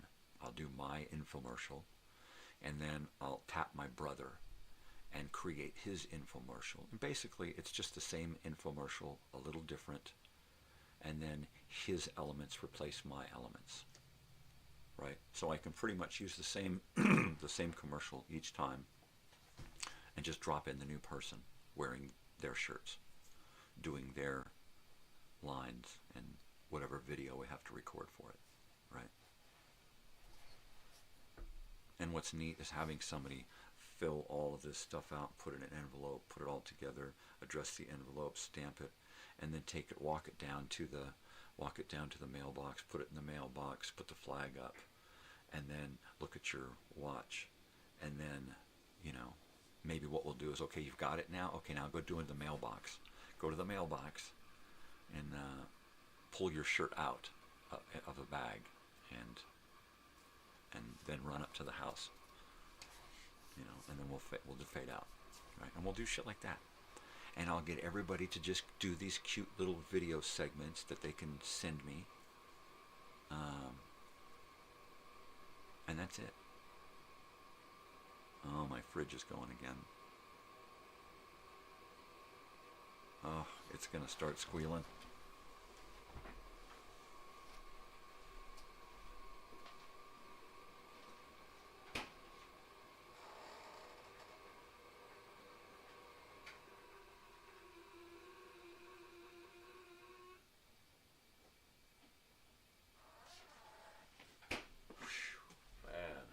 Thing's like, what, only 3 or 4 years old, right? I know it's always running because it's a refrigerator. Is your refrigerator running? Catch it, man. It's going to get away.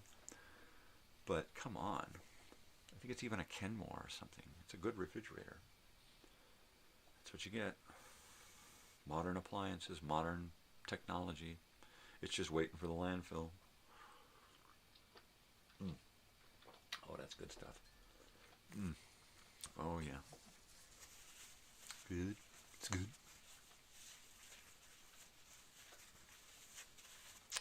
So, it's like counting down to shirt time. And then I've been kind of relaxed because the donations haven't been flying in, right? I've gotten a lot of pledges, but the donations haven't been coming in really quick, forthwith. I've got a lot of people who said, yeah, but they're in situations right now they just cannot, they can't deal with, right? They just can't deal with it right now. I.e. the storm, right, that happened recently on the East Coast. Messed with a lot of people. Life, you know, bills, that kind of shit. You have to budget in these little chunks of money, you know, especially when they're a donation, you know. And I think people need to get away from the initial feeling of it feels like a donation, right? But once they get the idea that it's mainly about getting the shirts, right? It's you get the 2 shirts, but the money's a donation.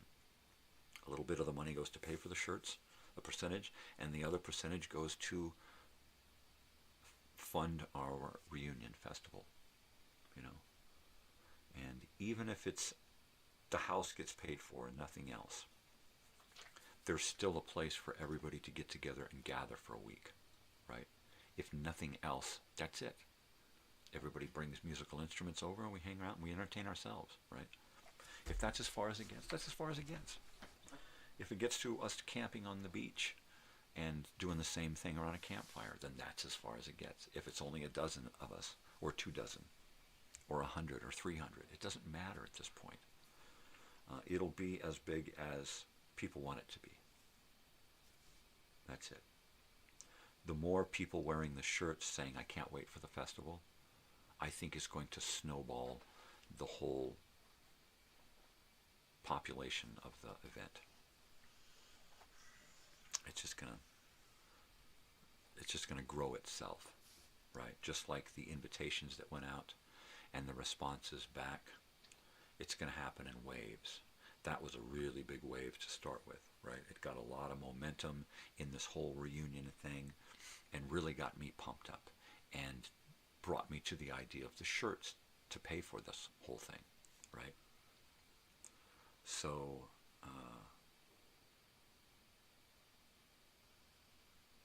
if nothing else, it will, you know, there'll be some nice shirts out there, right? Even if people just don't care about the reunion, at least the shirts will be out there because people care about the shirts. Because I plan on making some great shirts, right? The first two shirts are going to be a hit. The girls say the graphics are phenomenal, right? So the first two should just be a real hit. Once people are wearing those shirts, they're going to go, I want one of those, I want one of those, right? I have to, the first couple of shirts, not only do I have to try to get in donations, but I have to give away shirt rights later. It's like, okay, later on you get another shirt because you were an early donor to help get this started, right? And then we'll go to you know, a couple of people I will just be sending shirts to, whether they donate or not, or whether they can or not, because I need their help.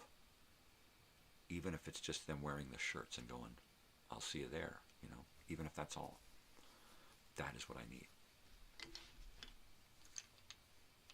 And then I need to show the seriousness of the committees required to pull this off. Look, we're going to do a yearbook, all right? If the budget allows, we are going to put together a yearbook committee, and we are going to take photographs and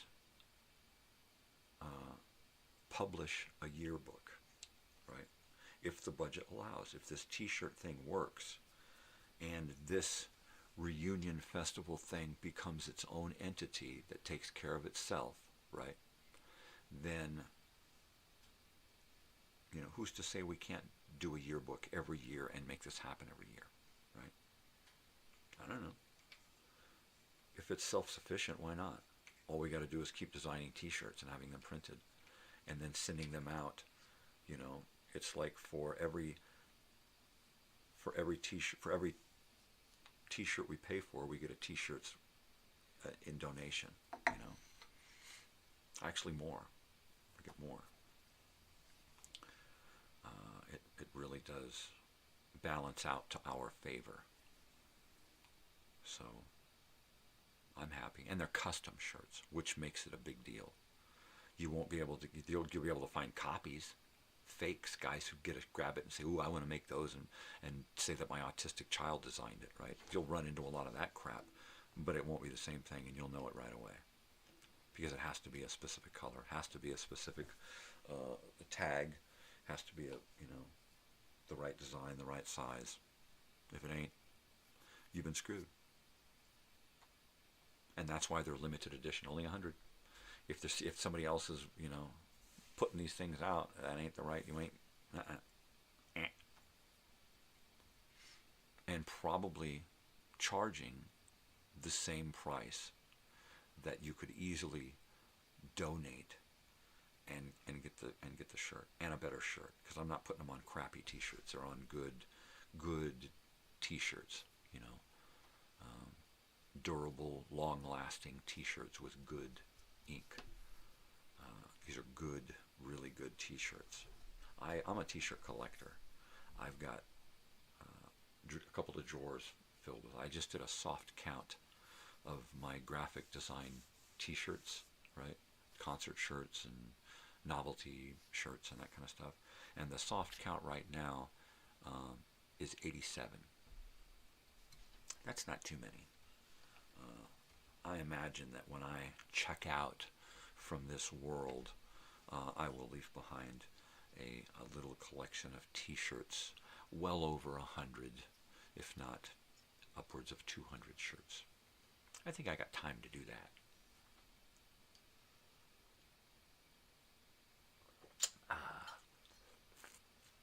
I did a little bit of Minecrafting the other day to get ready for Monday night, because we'll probably be coming home Monday evening. So if we get home in time and I feel good about it, I may turn everything on and go live in Minecraft, right? And maybe have a guest Minecrafter, right, with me. My daughter will probably be not going to school that day, maybe, because we'll be coming home kind of late. If we get home early enough, she might get a ride down and go to a class. I don't know, because she's a monster.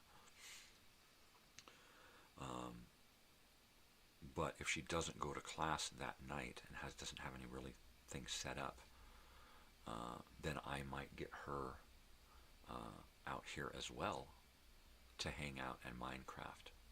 And I'll just kind of sit here and be on camera like this, and Minecraft will be here, and I'll be here, or rather down here, and then my guest Minecrafters will be over here off camera, so they'll be over in this area, right, Minecrafting, and I'll be the one on camera, and you might hear voices, but they won't have to be on camera, which is cool. They can have the controller, they can do all of this stuff, and I can just sit and watch. And I enjoy watching Minecrafting when it's stuff that I don't do. Like, I don't go out and battle. I'm not a good battler. I don't deal with mobs well. I get frustrated. I get excited. I just run screaming away, and go hide somewhere, and then peek around a corner and poke my sword out a couple. That's it. That's all I can do. It scares me. It frightens me. So, yeah, and right now I'm lost. I'm out in the middle of nowhere, and I don't know what's around or what's going on. And so far, I went from where I was lost, and I went further north and found a giant glacial peak mountain area with mobs living on top. And then on the other side, there's this giant cherry forest, right? Huge giant cherry forest that goes on forever. And then beyond that, there's a village, right? So right now, and then below this mountain, there's a mine. So I'm hoping that below this mountain range, I'm going to find that ancient city, because that's what the opening captions say, right? Beneath, or ancient cities lie beneath mountain ranges. So something to that effect. I'm paraphrasing, but something to that effect. So, that's what I'm doing now. I got lost, and then I thought I would be an archaeologist, be a tomb raider. So I made a staircase down part way to where the mine is. Now I need to make a path into the mine. And then I'm making a road around the giant glacial mountain. Now I'm taking one side of the road, and I'm just going to continue it all the way to that village and make a path all the way to the village so that I can get to those resources. But I'm going to have to go to that village and live in that village and put a wall around it, repair the Iron Giant, build a bunch of beds and a couple of houses, and then leave that village to flourish. And then go back to being Indiana Jones and trying to find that ancient city. Because that's my kick. When I was a kid, I wanted to be an archaeologist, anthropologist, go around and dig shit up and go, ooh, make little sketches, you know, write information, keep books and ledgers, right? Just fun, cool stuff.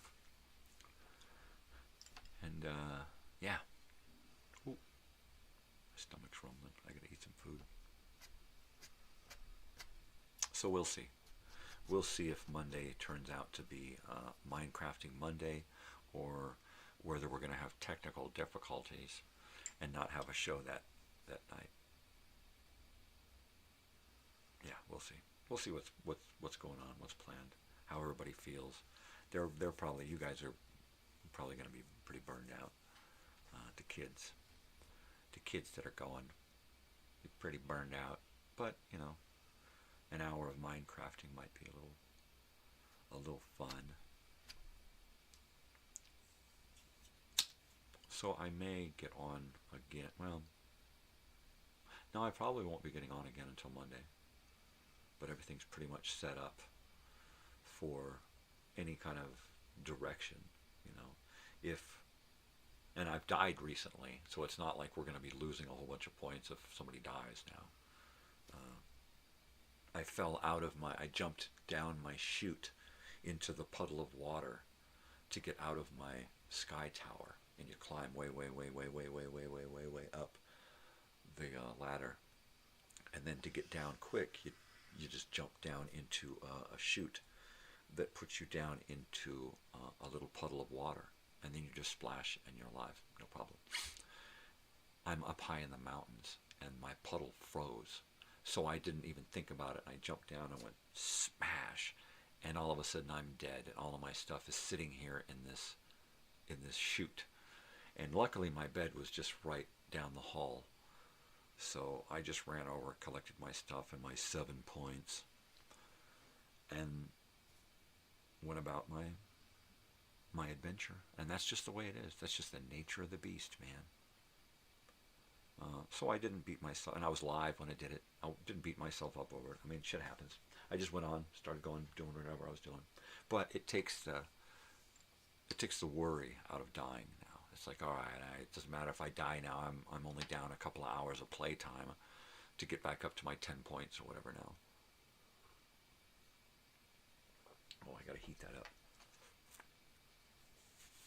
But what I'll probably do next Minecrafting Monday, whether it's this one or next one, is going to be probably go into that mine down below my little hideout in the first mountain, where the second mountain, where the mine is that I found. I went to the second, and the glacial peak that I found that I built my sky tower on, it's kind of big, it's up high. But when I got to the foot of that other one, and it was so wide and so tall, like Mount Everest, man. And the fact that there's mobs living on top of it, that's crazy. Ice mobs, right? Their iron giant in a cage probably looks like a snow yeti or something, right?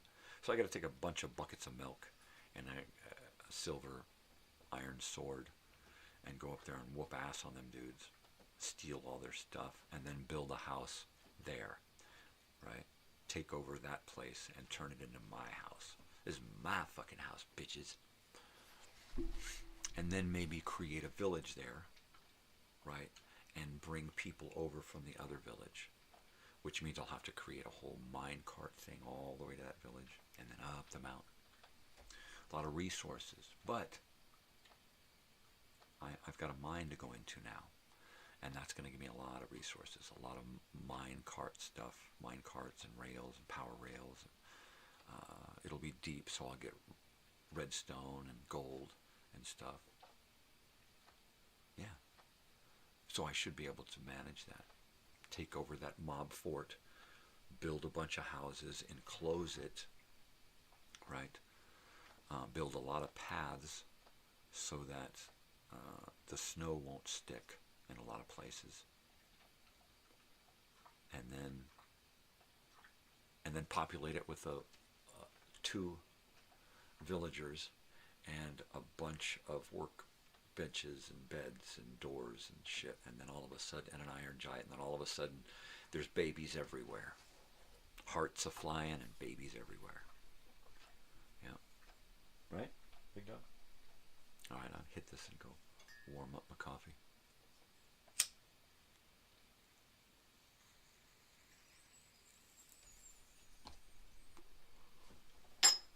Yeah, well, I guess I can wait, since I gotta say goodbye here in a minute or two anyway.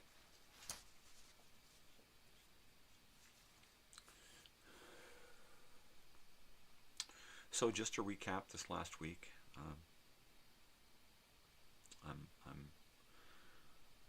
nervous but anxious and ready to get on with this whole dental procedure thing. And as soon as I can get my insurance straightened out, I'm waiting on an appointment and a letter at this point.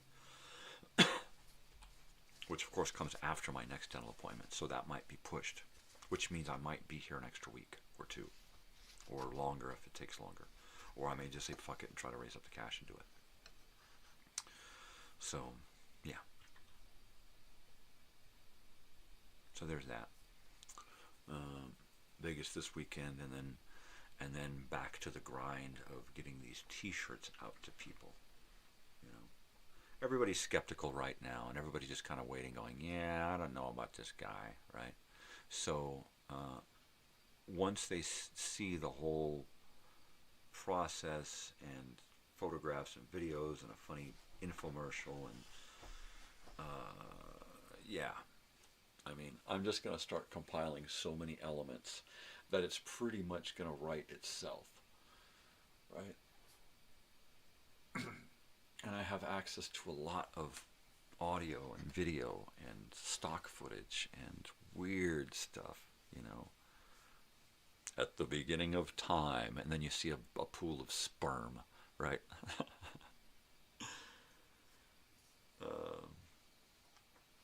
Yeah, I've got a lot of different elements to choose from, and then all I have to do is just kind of write out what I want to do, and then I can just say, okay, I need this, and just there it is, and okay, I need this, there it is. I've got 100 to choose from. It gets overwhelming trying to choose the elements I need from all of the elements that are available. It does. It's crazy.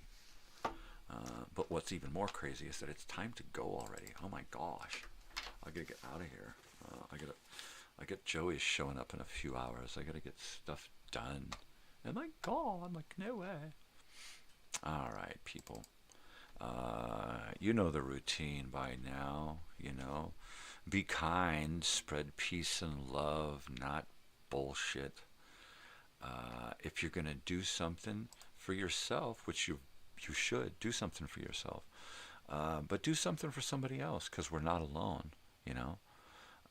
And most especially out there, take care of each other. And most extra special, stay weird. Because if you ain't going to stay weird, who's going to stay weird for you? Nobody, that's who. All right, people, you have a good one. I will see you this evening unless things change. Have a good one. Love you. Adios.